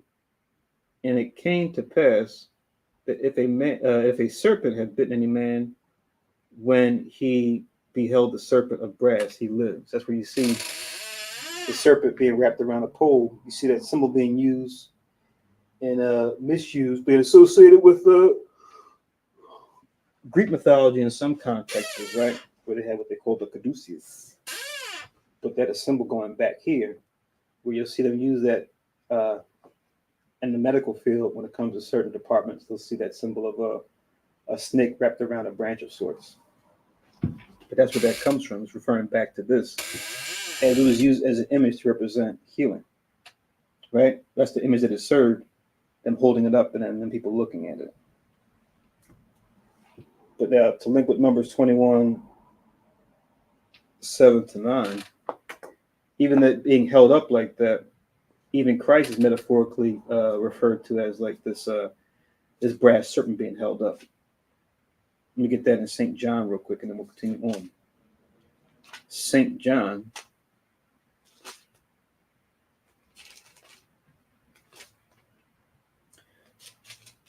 St. John chapter 3.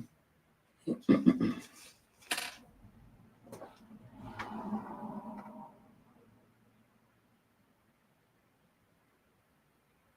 two verses right above John 3:16.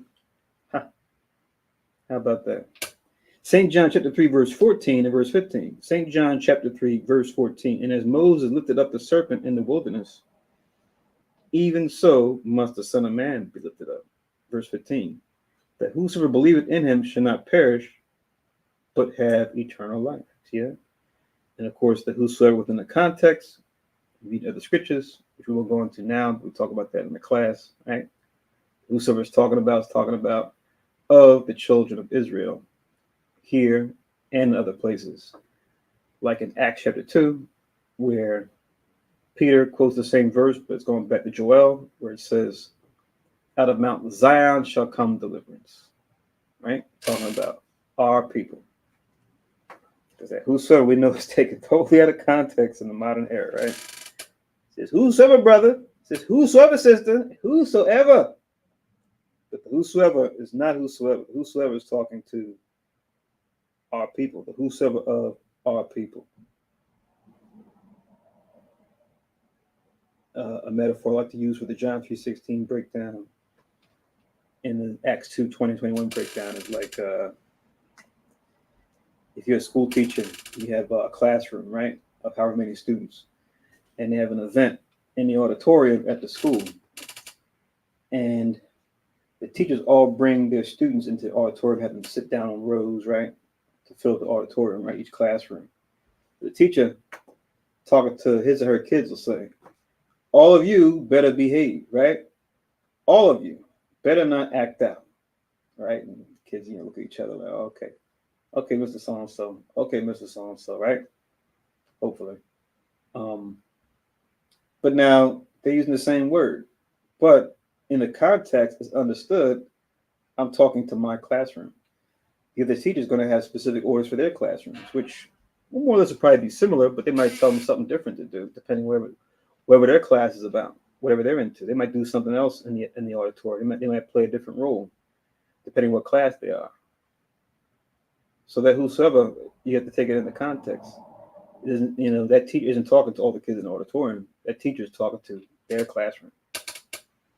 So just a similitude, if you want, that you can use, just so folks can understand. Anytime I have used it, it's never fallen on deaf ears. If anything, they usually just would change the subject because they didn't like the example because it made it even clear. And they're like, yeah, that does make sense. But that's not what Christ meant. So, here we go. Right. So back to 2 Kings chapter 18. I'm in verse 5 now. I had to read about the brazen serpent. The brazen serpent. So 2 Kings 18:5, it says, he, referring to Hezekiah, trusted in the Lord or Yahweh power of Israel, so that after him was none like him among all the kings of Judah, nor any that were before him. So he's setting his claim to fame, right? I know brothers asked about this before, but always had to get this verse in Ecclesiasticus before we read on.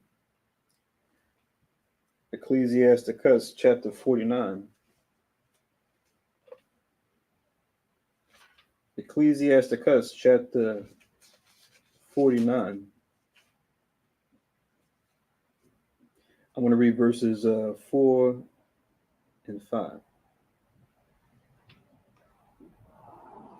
This chapter above is talking about Josiah, who I'll come back to this later on, some weeks from now.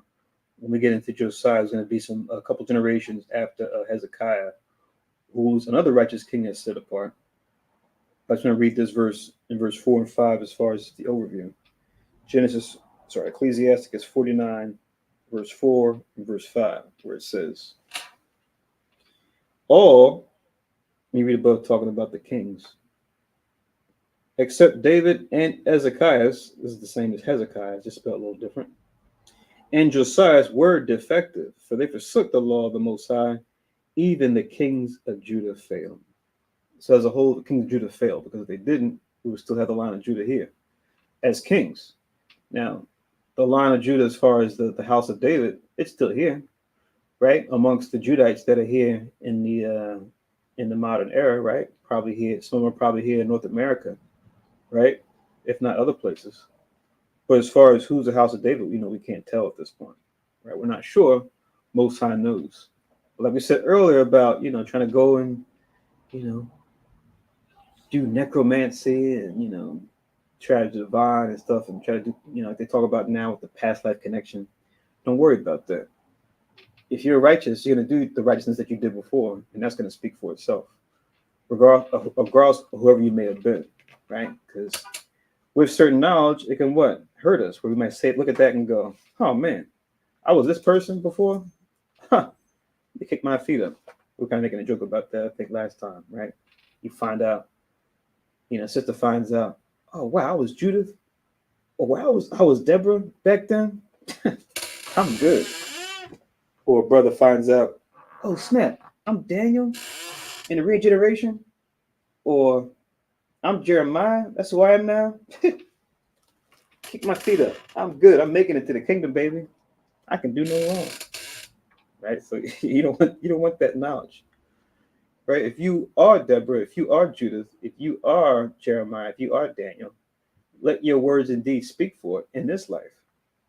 Right? But let the angels know, and then let this be a thing to wonder about. Because in the kingdom, we'll know who we were every time we came. Christ will show us that in the kingdom. Don't worry. Like I said, it's a temptation, right? It's a temptation to have knowledge, especially knowledge of not only future events, but also knowledge of the past when it comes to personal things. Who was I? Where was I? Where was I before? Where was my family at before? Right? It can be tempting to want to go to somebody deal on a left-hand path, dealing with those nasty lists, those nasty things we saw in that list in Deuteronomy 18. It could be tempting to want to go to that, want to find those things out. So, if anything, when it comes to secrets, look at the secret that the Most High gave us, which, let me read that verse real quick. Let me read verse 5 here first. Ecclesiasticus 49, I read 4, here's 5. Therefore he gave their power unto others and their glory to a strange nation. So you see that happening here with the northern tribes of the northern kingdom being taken into Assyria. And now we got them now saying, oh, we got them. We'll see if we can get those in the south too. We'll see if we can get Hezekiah, this guy in the south, this new king of Judah. Let's see if we can take him out. But yeah, as far as the secret thing, this is what we should be preoccupied with. This is Deuteronomy 29.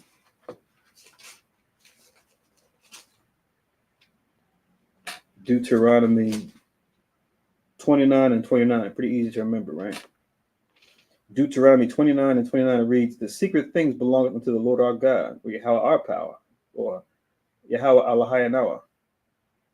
But those things which are revealed belong to us and to our children forever, that we may do all the words of this law. So focus on the law. Understand that. Even though it's written, it's finite, there's infinite amounts of wisdom that can be learned from the law itself. Right? Focus on those things, the things that have been told us. And the Most High will what? Once we see that we're committed, he'll be more than willing to show us those deep things that these other nations struggle with. We can't get that. We can't get access to that unless what? We have the obedience lined up and those offerings lined up for God, right? Offering ourselves as a living sacrifice. See, that was Deuteronomy 29 and 29 as far as just the secret things. Because I get it, it's tempting, You see how catchy it is. It's catchy online when somebody's bringing out certain history, gets a bunch of clicks, right? You got a big cohort of folks that look into different subjects and subject matter and topics online. Which nothing wrong with checking out history and checking out certain things.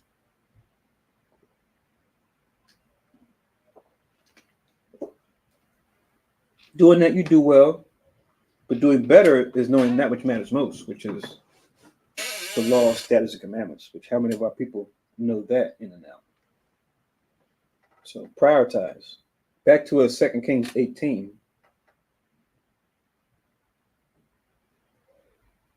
I read verse 5, now I'm in verse 6. For he clave unto Yahweh and departed not. Once again, 2 Kings 18, I'm in verse 6. For he clave to Yahweh and departed not from following him, but kept his commandments, which Yahweh commanded Moses, right? So this is what a king should be. If anybody should be keeping the commandments, it's the king. To be that example unto others who are going to probably be less than or fall short. Verse 7, and Yahweh was with him, and he prospered whithersoever he went forth. And he rebelled against the king of Assyria and served him not. So the king of Assyria wanted to make him into a vassal. He said, oh no, we're not going to do that. It says in verse 8, he smote the Philistines even unto Gaza. Remember that map I showed you guys before? I guess I can show it again real quick. If you go down to the territories that they had set up, the borders, if you look right here, where you see Judah in the south, you see Gaza on the east coast, or what you see called Ashdod, right? So went to go fight against them, right? They were westward towards the Mediterranean along the west coast of Israel, or as it might refer to now as the the West Bank. All right, so let me take this off. Okay, so now reading on.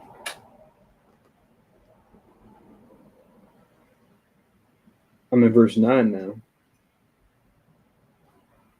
And it came to pass in the 4th year of King Hezekiah, which was the 7th year of Hoshea, the son of Elah, king of Israel, who we read about in the last chapter, that Salmanasseh, king of Assyria, came up against Samaria and besieged it. And before I read on, before I forget, let's get that in second Esdras, because oftentimes we quote this when we're going into the northern kingdom as far as where they will be taken to. They will leave eventually from the Assyrian captivity and then travel over to the so-called New World. We call the New World today. But hold this, link it with verse 9. Go to second Esdras chapter 13. Second Esdras chapter 13. And we'll see those same names of these same rulers of the northern kingdom as well as the ruler of the Assyrians.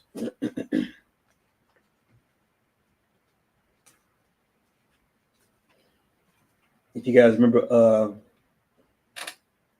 certain brothers have done videos on this as far as certain movies depicting the prophecy of the scriptures. It'll just kind of be in passing. You'll see it and you'll say, wait a minute. Unless you know the scriptures, you might not, catch why that scene is in there. And the people who write these movies and produce and direct these movies, sometimes it's even unbeknownst to them why they might stumble on these things. But they're like little tokens that those of us that have eyes that can see, ears that can hear, and hearts that understand, we'll see it and go, oh, yeah, that is. So could they be consciously doing it? At times, but I wouldn't even put it past it where even they're unconsciously putting these things in there. The unclean spirits that are on them are pushing them to put these things in these movies, right? And then we're just giving the insight to call it out. Because remember, even the unclean spirits, they're made by Christ. So even they are right 2 times a day, like a broken clock. Because we saw how they acted when Christ came on the scene, even as a physical man. They were even terrified of him as a physical man, right? They said, oh, we know who you are. You're the Holy One. Have you come to, to judge us? What's going on? So they acknowledge his authority. Just like we follow Christ and do it. That's where we can get the unclean spirits to see us and respond a certain way, to where you guys have that have been the truth for a little bit. You guys have probably experienced that. You running just errands out in the street and you're getting like weird looks of people that might have like a spirit on them, or might be out of their mind. They might be acting weird toward others, and you show up and all of a sudden they start acting different when you're close, and you're like, what's going on? What's this? What's this? Is this a spirit on this guy now seeing me? And now, as soon as you leave the area, and then the unclean spirit goes back to doing whatever it was doing. Sometimes they might even say something to you, or talk to you, or look you in the face, or just start doing something weird around you on the bus or something. It was like, we change seats. Pray to God, Most High, angels, please. I'm in my mode in case I need to go into defense mode. But I'm just asked the Most High, you have your angels keep this, whatever this person's on, keep them at arm's length at least, please. But yeah, that's the Christ coming out of you. You want that. You want more of that as you go along.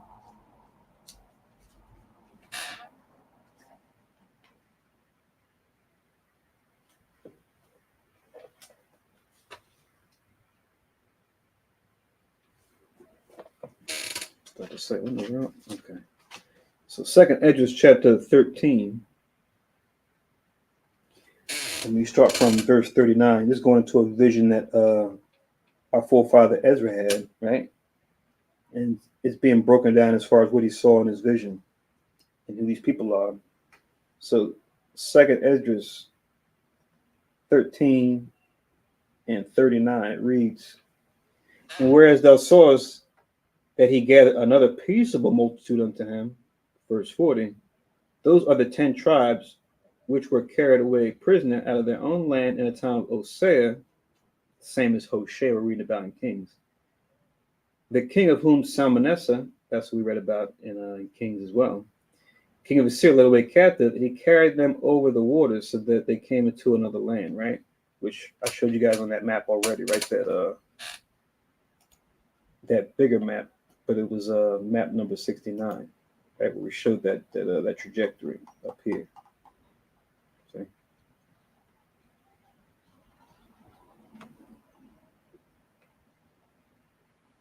So that's what this map is depicting.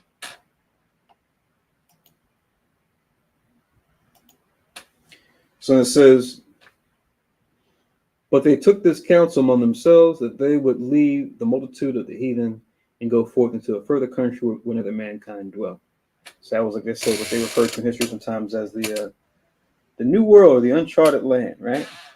We didn't have people here in mass. You might have some folks here and there from like the past empires that might have traveled there, but it wasn't like a big settlement like that, because you'll find different artifacts. You might have even certain folks know artifacts talking about Ham, where they say Africa, they went to America first, before the indigenous peoples that were here. And sometimes you look at their record, what they're talking about, it was actually us, because the northern tribes different shades of brown too. They're not all light skinned; they're different shades of brown as well.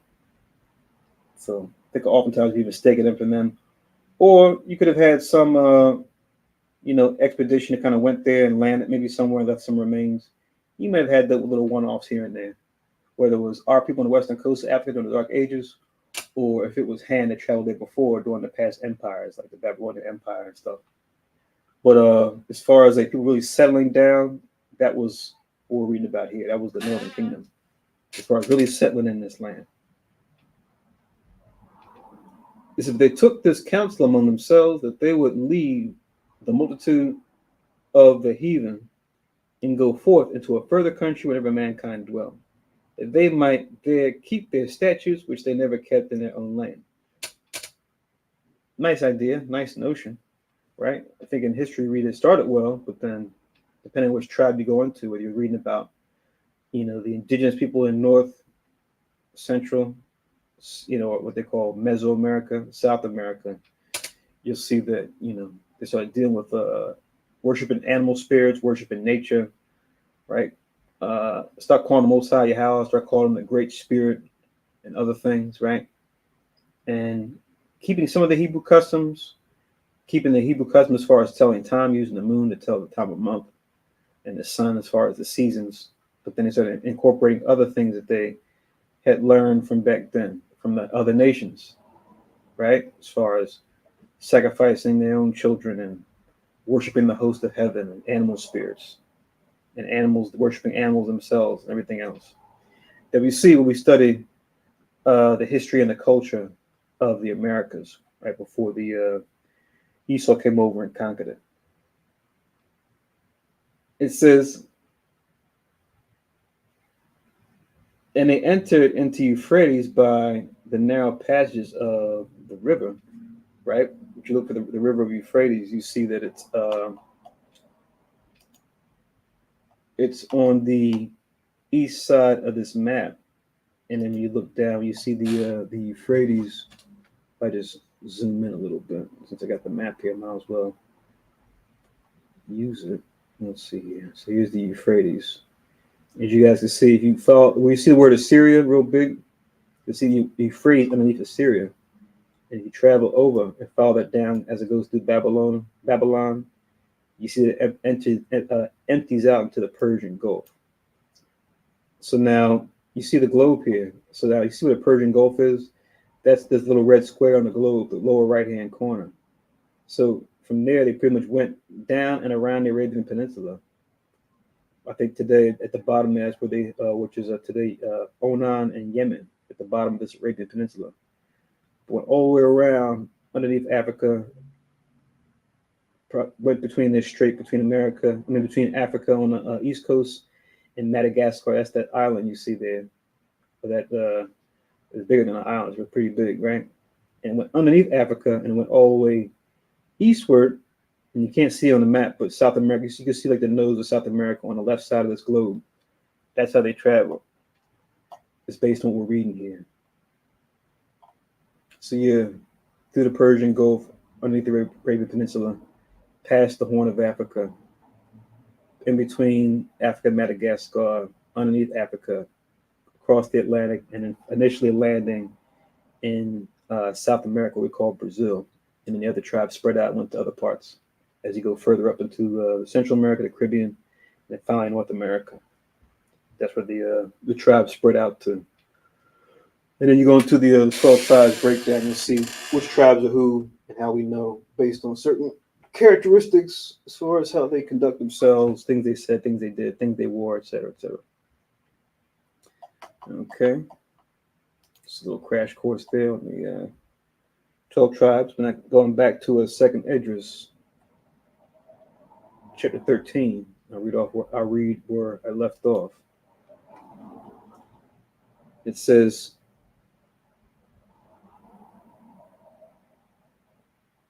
enter into Euphrates by narrow passage of the river, for the Most High then showed them signs to them, and held still the flood till they were passed over.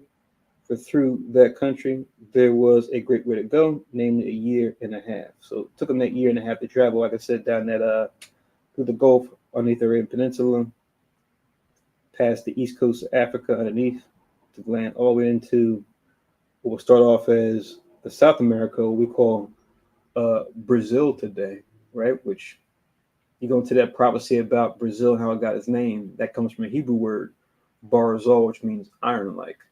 That's why the prophecy in Deuteronomy 33 talks about Asher having their foot not only dipped in oil, but also their shoes, which shall be iron and brass. Because you look down in South America even to this day, it's very rich, not only in oil, but it's also rich in it's very mineral rich too.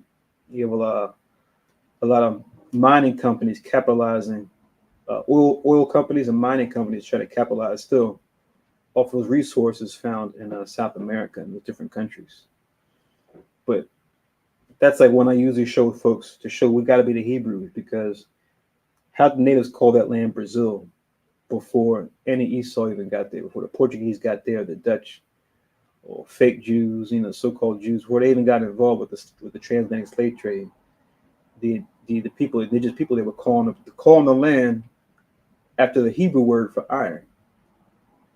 How are these people not the Jews? How are these people not the Hebrews? So 2 Esdras 13:45, it says, for through that country there was a great way to go, namely of a year and a half, and the same region is called Arsareth. Then it says in 46, then dwelt they there until the latter time, and now which they shall begin to come. So talking about been dwelling there until the latter time, going into the time that we're in now, when the Most High will raise up Esau after they fell for a while and then came back as the fourth beast to then fulfill that part of the prophecy, which pretty much we've been dealing with these last couple centuries. All right, so that was 2 Esdras 13:39. I read down to 46, just going into that prophecy of what happened after this time when the northern kingdom was taken into captivity and what happened after that. So back in 2 Kings 18, now I'm in verse 10. 2 Kings 18 and 10 says, and at the end of the 3 years, they took it, even in the 6th year of Hezekiah, that is the 9th year of Hoshea, king of Israel, Samaria was taken. So now it's giving us a timeline, not only for the north, the king of the north, but also the king of the south as well, as far as the timeline and how long each of them was reigning, right? So let's go into that time from around 722 BC when Samaria will be overtaken, as we touched on earlier. Verse 11, the king of Assyria did carry away Israel into Assyria and put them in Halah and Habor by the river of Gozan and in the cities of the Medes. That was what I showed you guys earlier in the map yet again. Those green spots on the map. That's where those places were, right? In the Assyrian captivity.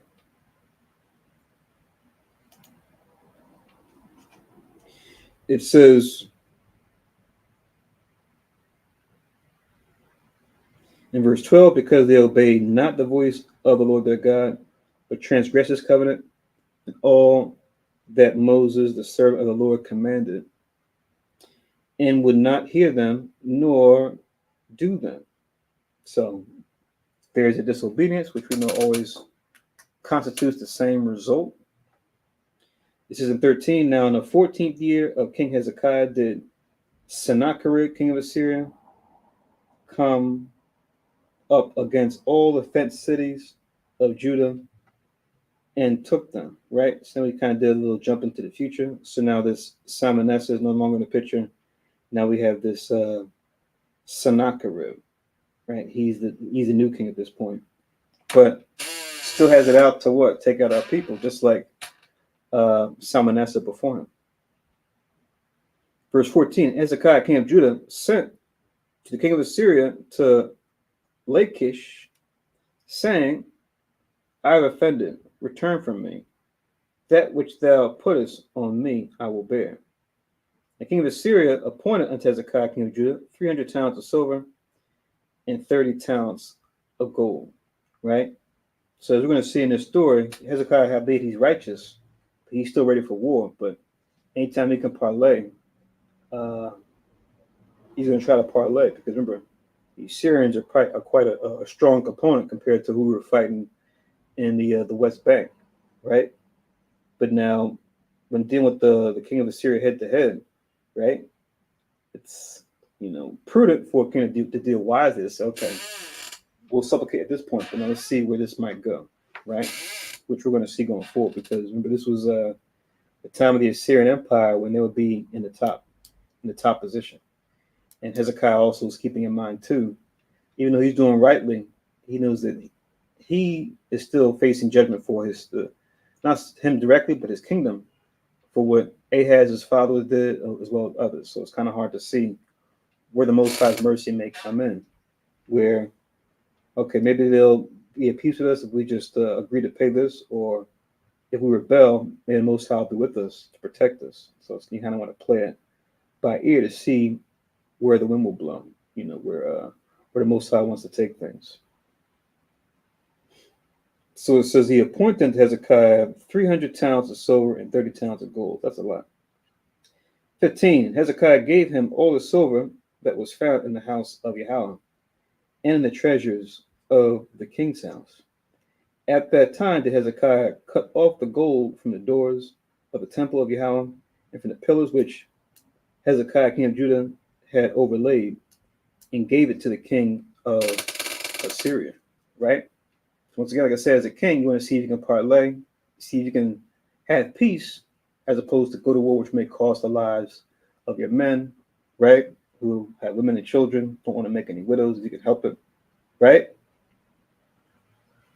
And we're dealing with a stronger foe, which the Most High can take out, but if the Most High, we know the Most High has his way with the other nations too, especially when it comes time for them to be in their rulership. But now, let's see what happens next. Let's see if that's enough to where it's like we're going to be pushed to take it to the next level when it comes to leaning upon the Lord, since you didn't want to accept this. Verse 17, the king of Assyria sent Tartan and Rapsaris and Rabshakeh from Lachish to King Hezekiah with a great host against Jerusalem. So you got these different envoys. You see they got these Assyrian names, right? These different sounding names. It says with a great host against Jerusalem. So they didn't just send them, but sent them with a great host.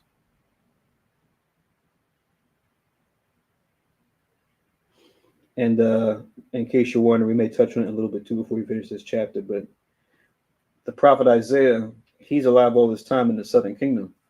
He was contemporary with these last couple of kings. He's also contemporary with King Hezekiah as well, as he was a prophet for Hezekiah. He would give him certain things from the Lord, tell him certain things, right? So it says, to King Hezekiah with a great host against Jerusalem, and they went up and came to Jerusalem. And when they were come up, they came and stood by the conduit of the upper pool, which is in the highway of the fuller's field. So when you read about Hezekiah and his reign, something he was noted for was building a conduit, right? That came from the fuller's field, which was the fuller fields by a body of water where they could wash clothes. That's what a fuller does. They wash fabrics. They pretty much built a conduit that brought water into the city, into other places, so that they could get water from being far away from a water source, right? Oftentimes in the modern era, we may take it for granted, as far as us having plumbing and water in our house for washing, for cooking, for drinking, et cetera, et cetera. But you have to have certain technology to bring that water from far away, especially if you're not close to a river or close to a sea or close to some other body of water. So as far as the conduit, you have Isaiah mentioned his conduit as well, to link with 18 and 17. Let's get real quick and we'll keep going. But this is Isaiah.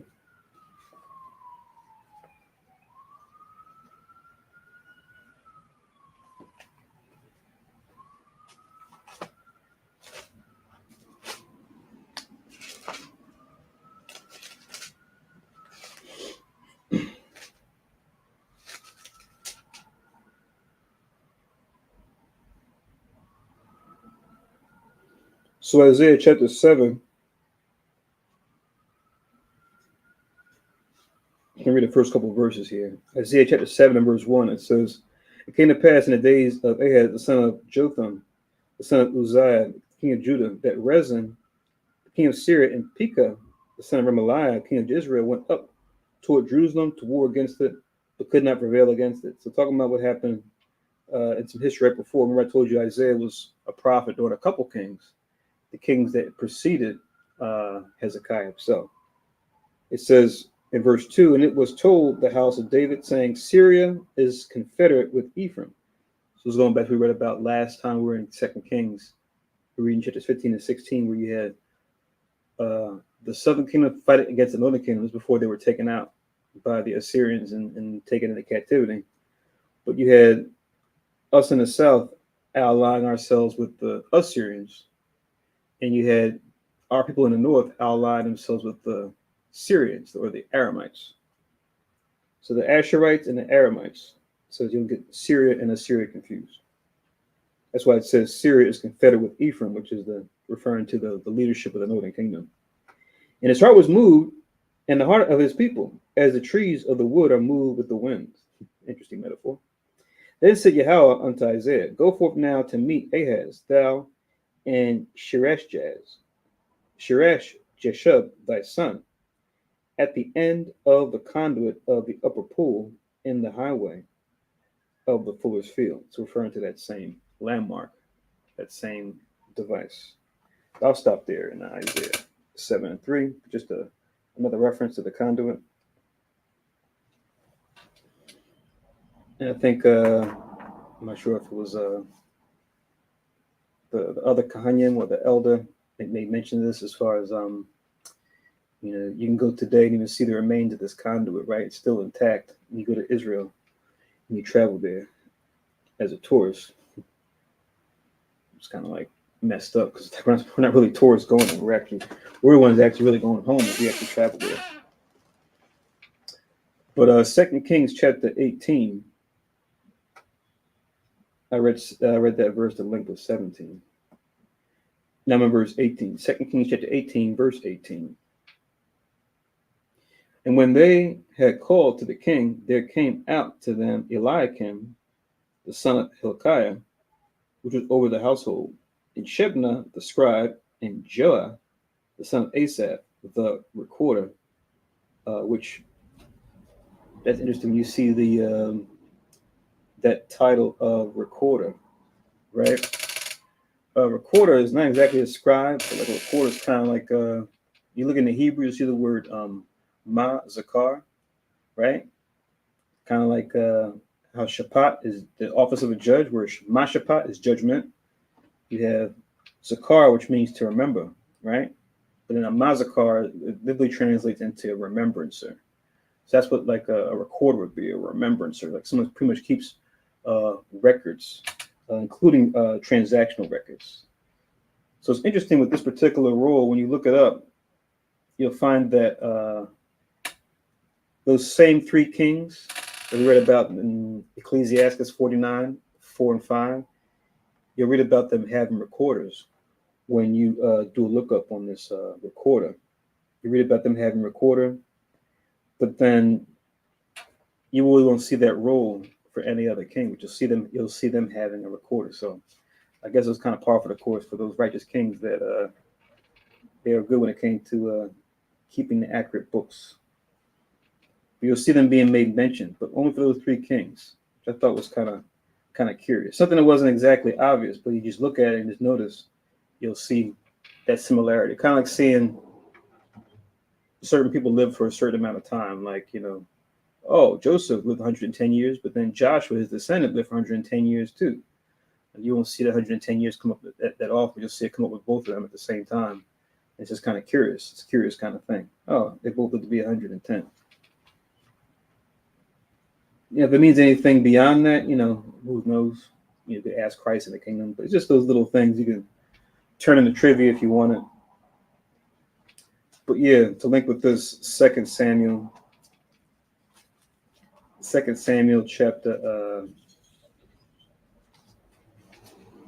8. 2 Samuel chapter 8.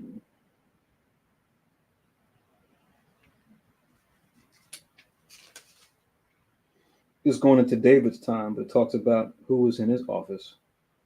But yeah, 2 Samuel 8, you can start from 14 and then read down to the end. Link this with what we just read in 18. So with 18 and 18, 2 Samuel chapter 8. And these rate 16. Well, I'll start from 14, but you can just link verse 16.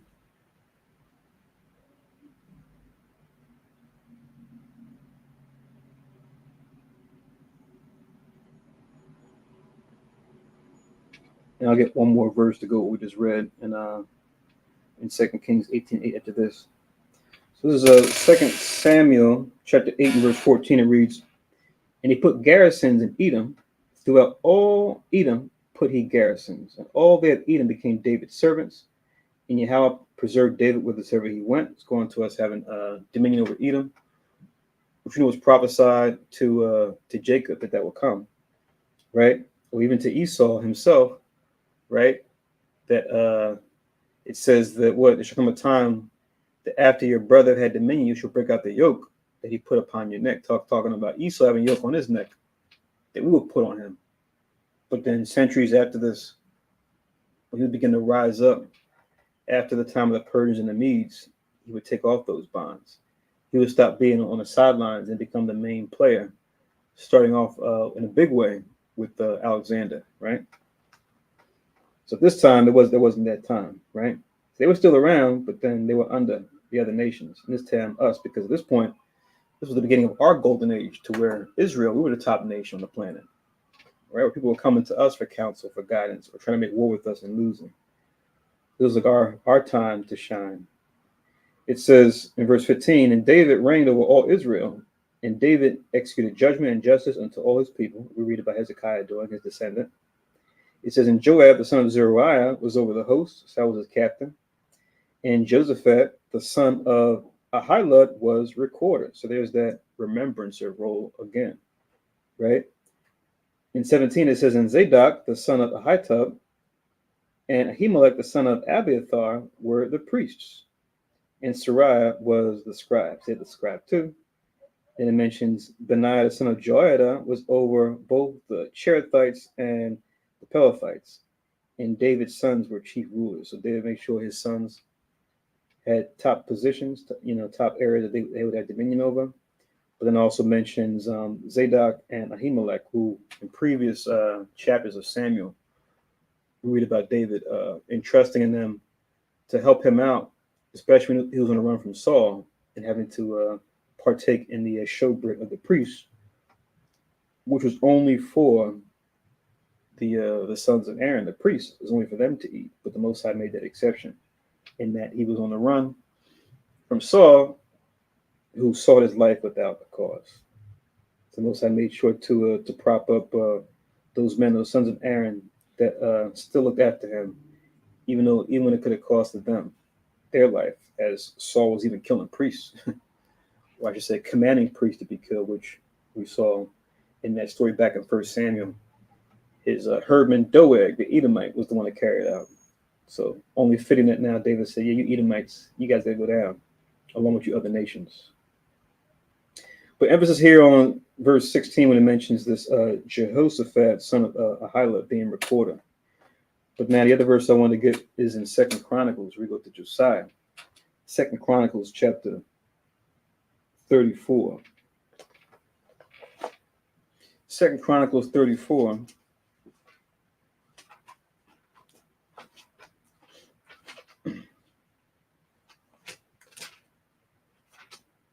First and Second Kings, First and Second Chronicles, Ezra, I'm not too far. 2 Chronicles 34.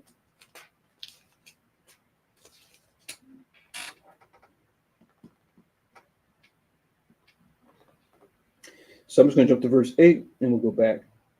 This is this chapter where you start at the top verse. It's talking about King Josiah, which will be much later on, but we'll get to him as we read on in the Sabbath services. But it says here in 2 Chronicles 34 and verse 8, "Now in the 18th year of his reign, when he had purged the land and the house," because you read about Josiah, he functioned very much like Hezekiah, and they both function very much like David, their forefather, in that what?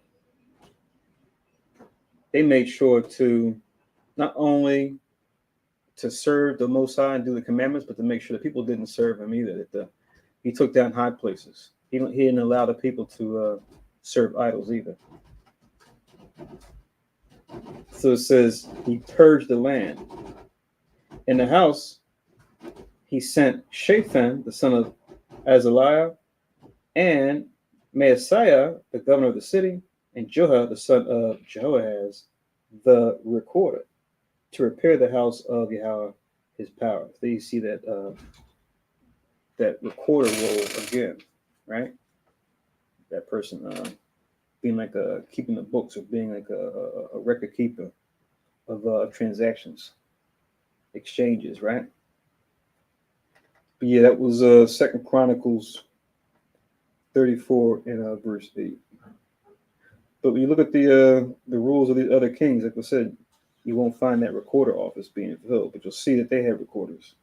Just like I said, one of those things is not necessarily obvious, but if you just read close, you'll notice that difference. So, but anyway, going back to 2 Kings 18, let's read 19. 2 Kings chapter 18 and verse 19, it reads, "And Rabshakeh said unto them, Speak ye now to Hezekiah, thus saith the great king, the king of Assyria, what confidence is this worth in thou trusteth?" Right? So so Hezekiah sent his men, his cabinet men, and then the king of Assyria sent his cabinet members to parley, right? And you see how he started off already. Who are you trusting in, right? In other words, I try to put a threat out there, like, what do you think you're going to do against us, right? We got your city surrounded. Verse 21, "Now behold, thou trustest upon a staff of this bruised reed, even upon Egypt," right? So there it is again, right? What we were talking about. As far as same reason why they suspected Hoshea in the north, when he sent that messenger to Egypt, he said, "Oh, so let me guess, you guys are trying to do the same thing, right? You guys are going to try to trust in Egypt just like your brothers in the northern kingdom who we took out at this point. So you're going to try and trust in Egypt now, and we know you go over there into their area, they were known for having their reeds, right? And bulrushes full of reeds. Hence Moses being hidden in the reeds. So that reference into reeds going into, the land of Egypt, and now they had reeds along the river, right? So they called them the bruised reed, as like a poking fun. Like, yeah, they're not big and bad no more. We're stronger than them now. You gonna try to go to them for help? Is that what you're trying to do? It says, "On which if a man lean, it will go into his hand and pierce it, So is Pharaoh king of Egypt unto all that trust on him. It's the same way you try to lean on a reed and it'll poke you. That's you trying to trust in Pharaoh, if that's what you're trying to do. You see, they're making that assumption off the bat, but now with Hezekiah, he's trusting something bigger than the king of Egypt, which was still an empire, still has strength, but at this time, they're starting to wane now and to lose favor. Now, the Assyrians are the new top empire at this point, right? Even though they were still a name, even though they still had forces that they had. Because we know when the kingdoms rise and fall, it's not just something that just happens overnight. Usually it happens over a progression of time. And you have other empires that were up and coming while those empires were at the top that will then begin to take that new preeminent position. And those other kingdoms that were the top dog begin to lessen and lessen over time when it comes to, their total population, the regions that they have command over, their resources that they have command over, their ports they have control over, et cetera, et cetera. Right? That's just history. So reading on, 22, but if ye say unto me, we trust in Yahweh our power, is not that he whose high place and whose altars Hezekiah had taken away, and have said to Judah and Jerusalem, you should not worship before this altar in Jerusalem, right? So let's check out the confusion here, right? You say you trust in Lord, you say you trust in the Lord your God, but now isn't this the one that isn't this the king that took those things away, those altars that you guys trusted in before? So trying to heed them will watch our behavior and try to look at our motivation so they can try to predict our next movements, right? And say whatever motivates us, see if we can take that thing from them to get them to bend our way. So pretty much seeing that Hezekiah is on a different program as opposed to Hoshea some years ago, who ruled on the north. So they took note of that. But now I'm going to try to use this against them and say, you think it's going to work out for you too, compared to Hoshea? Verse 23. Now therefore I pray thee, give pledges unto my lord the king of Assyria, and I will deliver thee 2,000 horses, if thou be able on thy part to set riders upon them. Right? So kind of like what we see with these other stories of empires rising and falling. We saw it like in like the 300 movie, which is loosely based on actual history, where the top ruler is trying to get this other kingdom to go with him. They'll tell him to take the knee, pay the tribute, and then we'll give you a reward in return, right? We'll give you a certain dominion. We'll give you access to these resources. In this case, 2,000 horses, which is like, that's nothing small. That's like, getting war armaments from another nation saying, look, you take heed and respond to us and acknowledge our authority. We'll give you these tanks. We'll give you these weapons. We'll give you this. We'll give you that. Right. So that's kind of like what the horses are here. Because even with the vehicles that we drive now in the modern era, even they're likened unto horses, right? Referred to as an iron horse, referred to having horsepower, right? You get the idea, right? Means to travel and to travel quickly. And, clearly, we talk about cavalry versus infantry. Cavalry had that advantage compared to infantry when it comes to riding on horseback, on a carnal level. So yeah, it's like a bribe. Yeah, take these, give pledges unto my Lord, and look, we'll give you these 2,000 horses as a token of our generosity, right? That you acknowledge us as the top dogs. 24. How then wilt thou turn away the face of one captain of the least of my master's servants, and put thy trust on Egypt for chariots and for horsemen?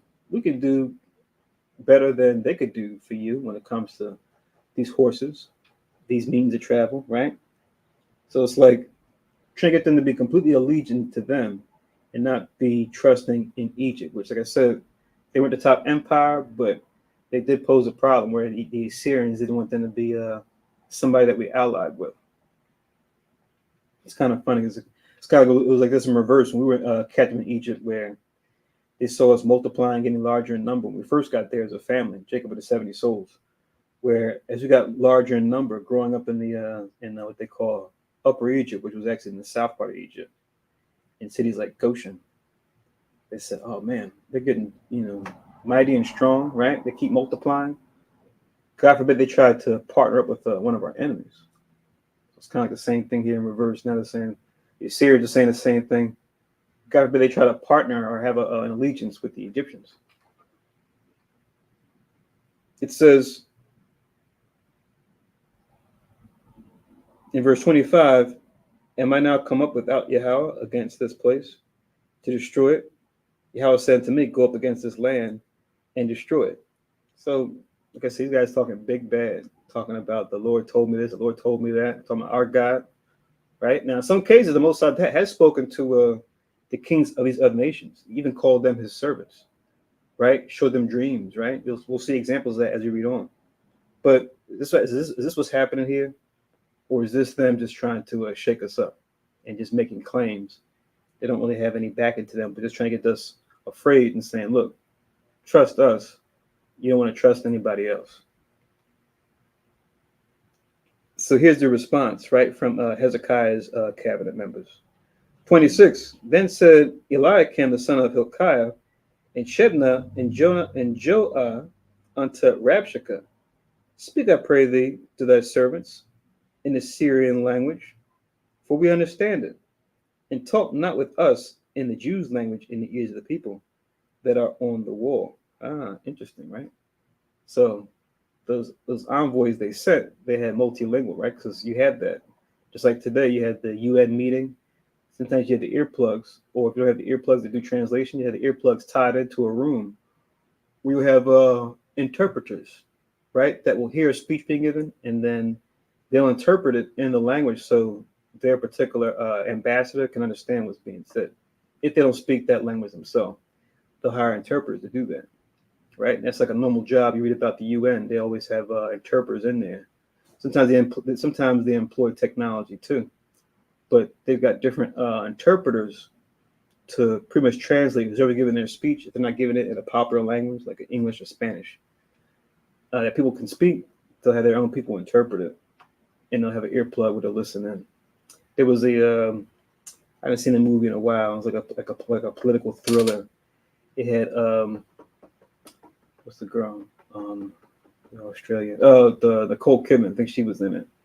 Called The Interpreter. Where it kind of showed that how that worked as far as being an interpreter for the UN. It was like and what it was like working there. You guys remember that movie? I think it was called The Interpreter. But yeah, check that out.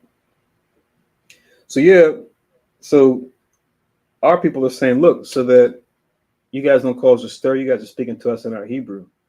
Speak in the Syrian tongue, right? Get your folks to speak in that language so that it can be confidential between you and I, because we don't want to, cause a stir. People hear certain things, and then they go and spread the word. Oh my gosh, the Assyrians, they're here, they're surrounding us. They're going to come in and make war with us. So wise thing so that it can be discreet between the two of them, right? That the brothers, the cabinet members of Hezekiah are asking them. I'll read 26 again. Then said Eliakim, the son of Hilkiah, and Shebna and Joah unto Rabshakeh, speak, I pray thee, to thy servants in the Syrian language, for we understand it, and talk not with us in the Jews' language in the ears of the people that are on the wall. But Rabshakeh said unto them, hath my master sent me to thy master and to thee to speak these words? Hath he not sent me to the men which sit on the wall, that they may eat their own dung and drink their own piss with you? Wow. So much of being civilized, right? Now you said, oh, really? Keep it discreet? I'm gonna talk to you in the same Hebrew. I want them to hear what I'm saying, understand, right? You guys are about to lose it, more or less. Look at the way they framed it. Hath he not sent me to the men which sit on the wall that can hear, right? That might, gossip or spread the word, that they may eat their own dung and drink their own piss with you. In other words, both you guys are going to receive the same fate, right? What's this you got us talking in a different language? Like it's something to really talk about here, right? So we clearly see that these guys aren't in for any type of negotiation. They just come here to pretty much tell them, look, Take the knee, pay a tribute, give these horses. If not, we're going to wipe you out and your people. It says, then Rabshakeh stood and cried with a loud voice in the Jews' language and spake, saying, hear the word of the great king, the king of Assyria. Jesus.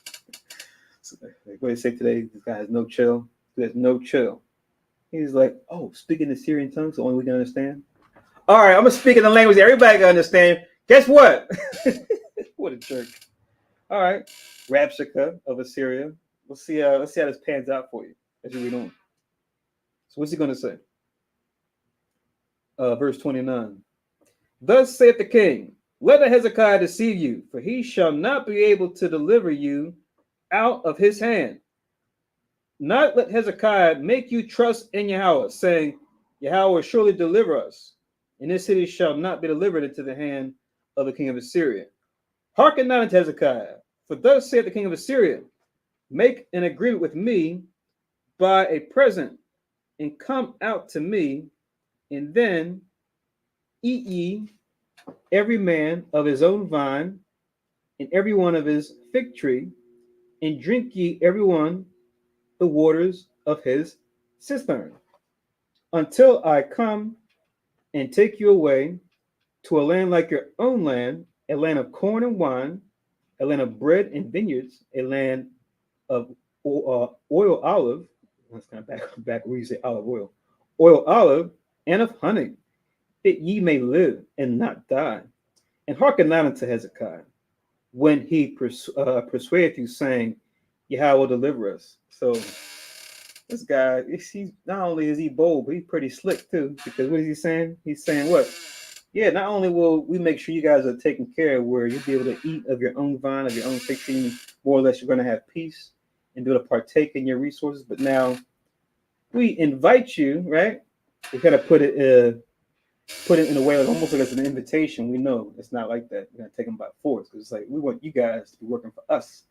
We want you guys in our land building us up. Just say we got the Northern Kingdom there. We want you guys in our land too, helping us to become greater. Right? That's what happens when you become a top nation. You get the other nations to serve you. We're no different. We just do it in righteousness. We did it in righteousness because we sinned. That's when the other nations now are pretty much doing merry-go-round, taking turns being the top ruler in the earth. And then when he said, look, we'll take it to our land. Look, we got all types of stuff. We even have olive oil. We even have honey, right? They probably read our records and said how we were inspired by taking Canaan, the land of milk and honey. They said, yeah, we've got more or less milk and honey and olive oil and nice things in our land too, right? Even more than what you have here. So they try to make us an offer to trust in them and trust in the physical blessings that they can provide, instead of trusting Hezekiah and the spiritual protection that he's offering them.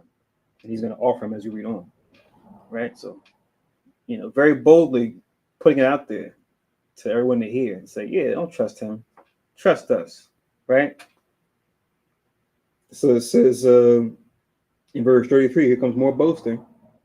Have any of the gods of the nations delivered at all his land out of the hand of the king of Assyria? Where are the gods of Haman and of Arpad?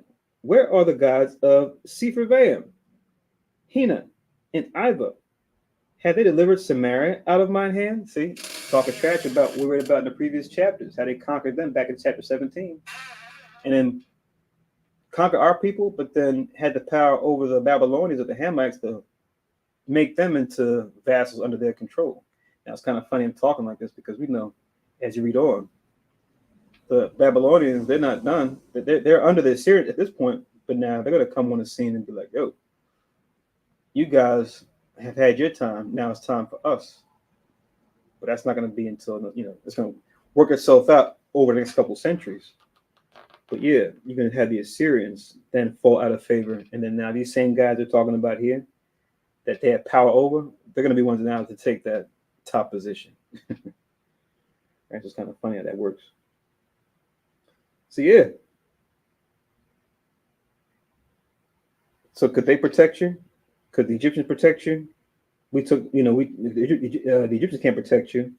Nor can these Canaanites and Babylonians, Cushites protect you that we pretty much have power over. We put in your land, at least in the northern part of the land. 35. Who are they among all the gods of the countries that have delivered their country out of my hand?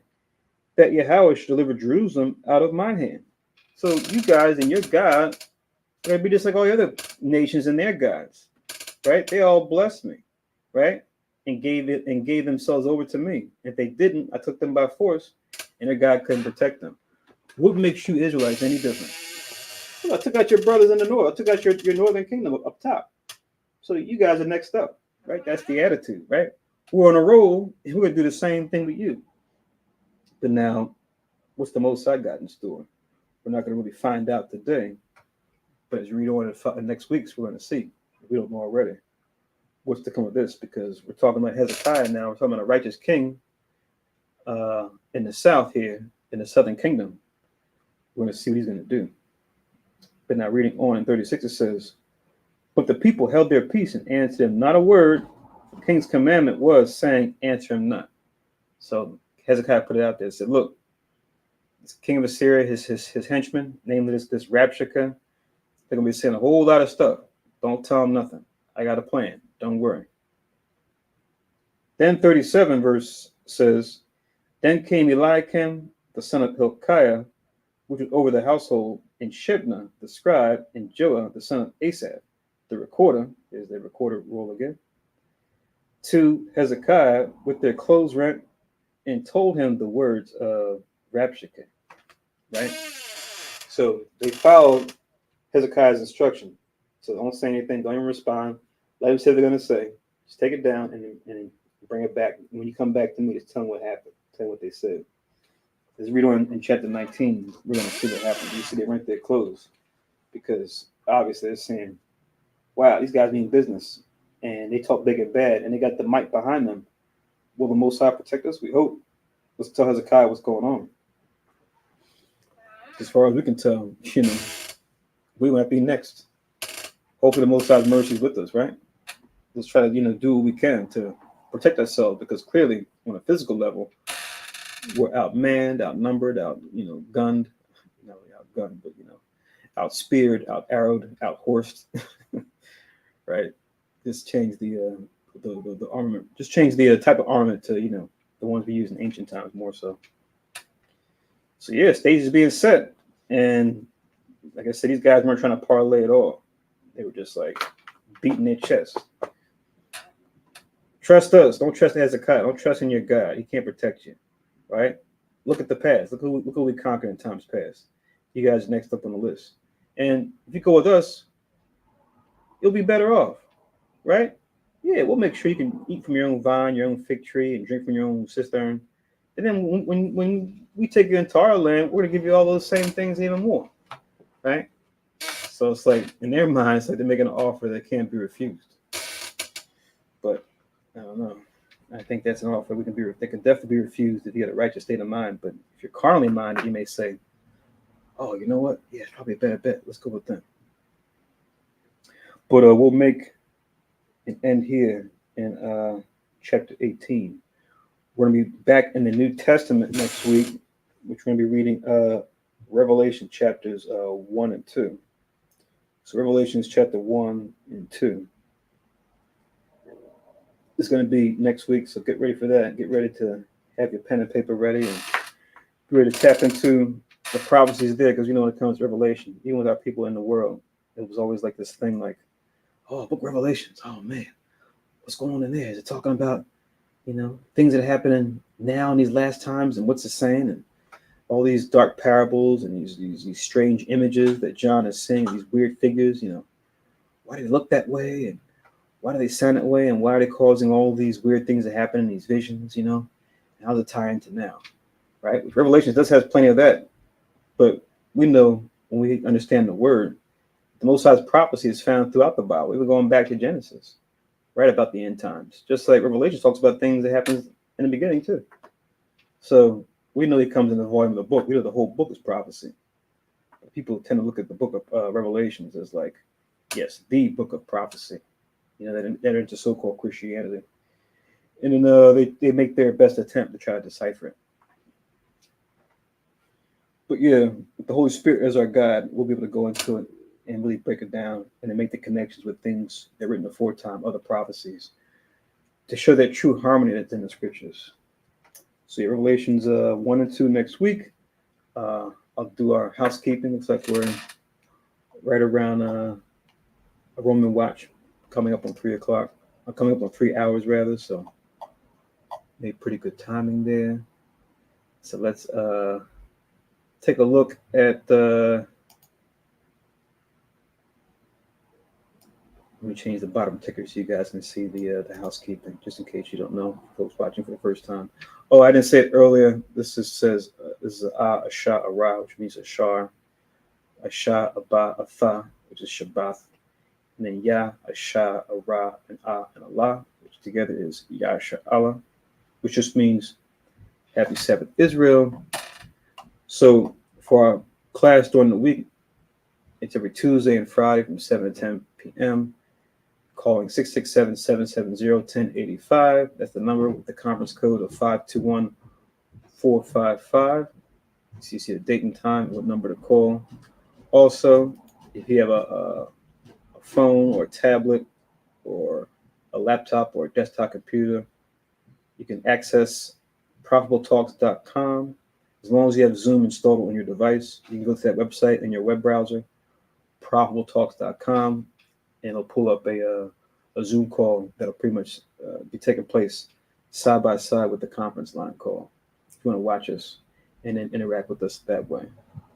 Also, you want to send money or donations for whether you're sending your tithe, or sending your free will offering, or sending money for like a holy day donation, which we know we're getting close, about a little over, just a couple days over a month away from the Feast of Tabernacles. We're going to send a donation for that.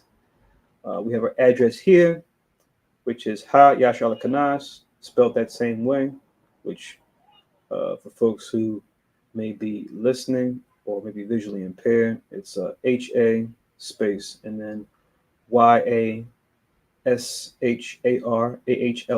and then a space Kanas, KANAS, 3826B as in boy, Germantown Avenue, Philadelphia, Pennsylvania, 19140. And if you wanted to make a donation electronically and not send a check or money order to that address, you can do it this way, which is paypal.me/HYK12. That's our PayPal donation site, paypal.me/HYK12. If you want to send us money through Zelle, you can Zelle us at 646-620-7378. Please like and share the video so that you can spread the word, spread this true gospel, right? So it could be preached in the world for witness unto all nations so that the end can come. As we and other branches of Christ continue to do this work to push the truth out there about who we are as a people, why are we in a lower state, and what to do to get out of it, right? That's our mission now. As Christ shared with his disciples on the Mount of Olives, I'll read the verse real quick associated with such a statement. This is Matthew 24.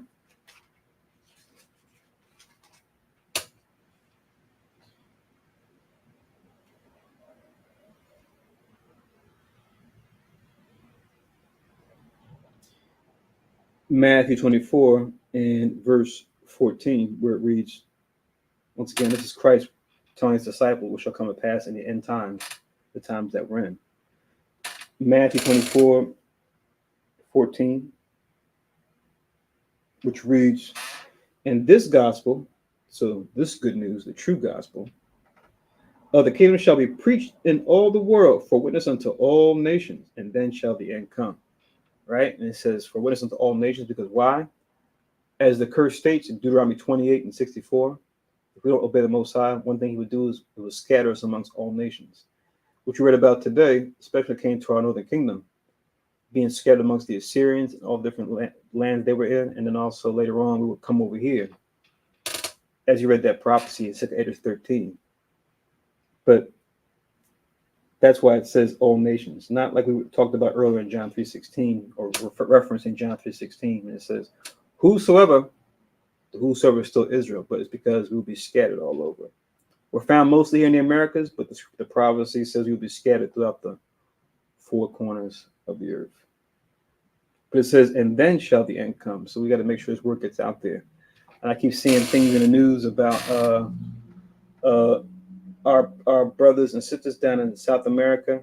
They took pictures of them either living in certain lands off the coast or on islands where they show them, you see them living like in a more indigenous lifestyle where they got very little on, wearing reeds and things like that. And they're saying in the news, look, we found some more people in South America, right, that haven't had any contact with, the modern world, things like that. I'm just saying, wow, even to this day.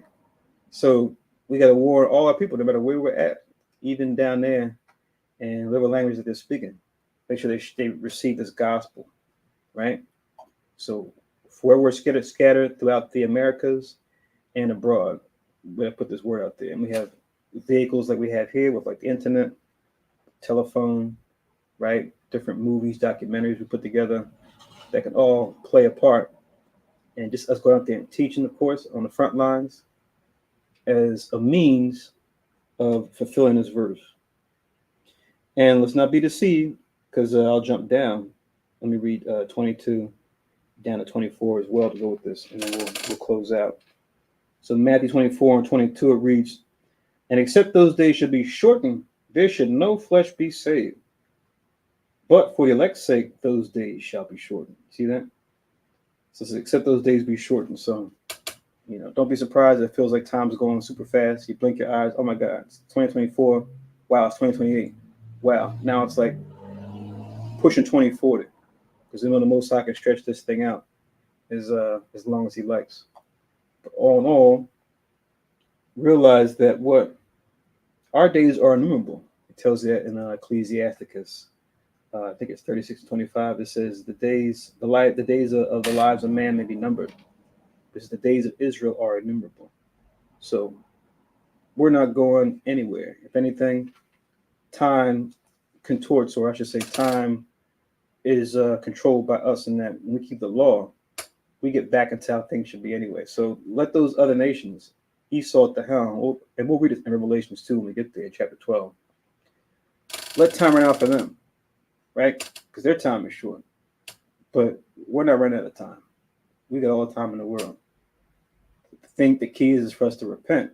Because until we can repent, we're going to be running around scattering like Esau, the other nations, worried about, let me get what I can in this world before it's destroyed. But for those of us that wake up to this truth, I don't know, things slow down for us to where now we have the means to set things in motion, to set righteous patterns in motion.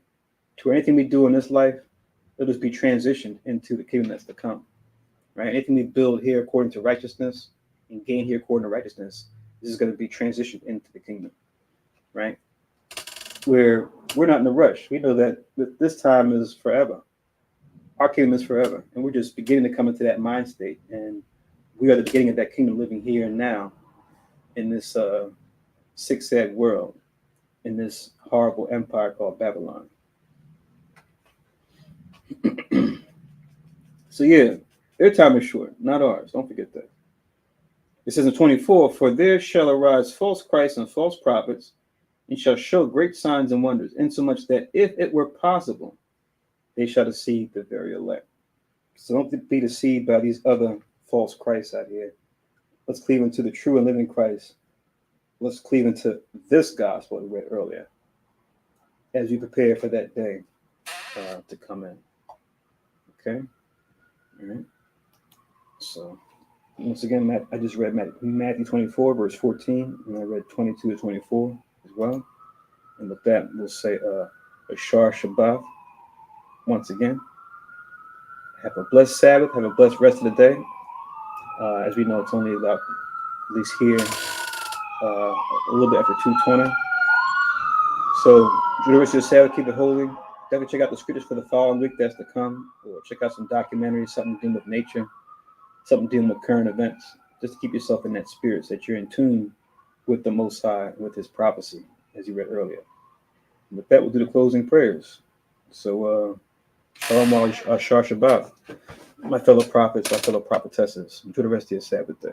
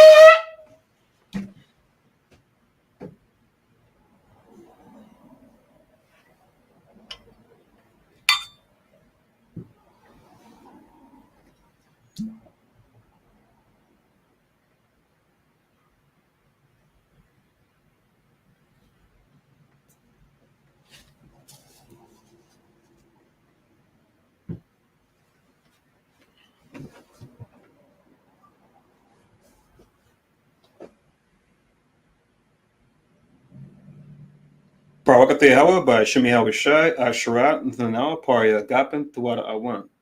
La Hawa by Shemi Hawashai, Af, Yashara.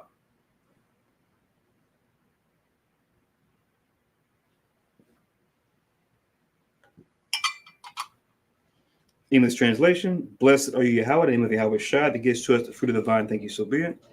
To Yahweh, in the name of Yahweh Shai, with Israel.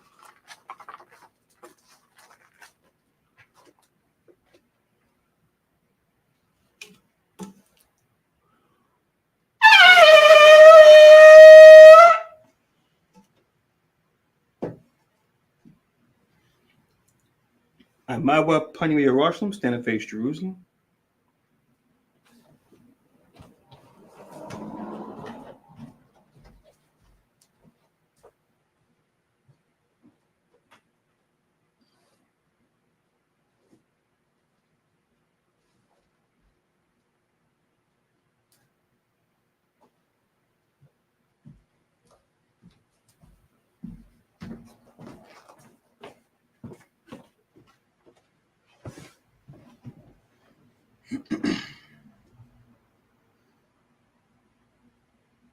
Yahweh Bashem, Yahweh Shai, Babakushem, Shemai, Lanawa, Aita, Yan, Aita, Shalak, Mike Allah, Walla Allahayim, Tazwadakian, La Shemar Ayel, Barak, Rabha, Magan, La Chaziyak, Banya, Yash Allah, Washalak, Lanawa Rabiam Kakamad Rabiam Da'ait Rabiam Bayanad Rabiam Sabalanwath Rabiam Mamawan Rabiam Akwa Rabiam Mahabiam Rabiam Haganad Rochanaya Wasalak Kau Katsamnawa La Akim Wa Akiwat Wiyash Allah Tam Yad Walam Basham Yehoshai Fawada Aman. English translation: Yahweh, in the name of Yahweh Shai, please listen to us now. Right now, send Michael and the righteous powers to watch over, bless, heal, protect, and make strong the children of Israel. And send to us much wisdom, much knowledge, much understanding, much patience, much faith, much brotherhood, much love, much spiritual protection, and forgive all our sins. For the brothers, sisters in Israel, always and forever.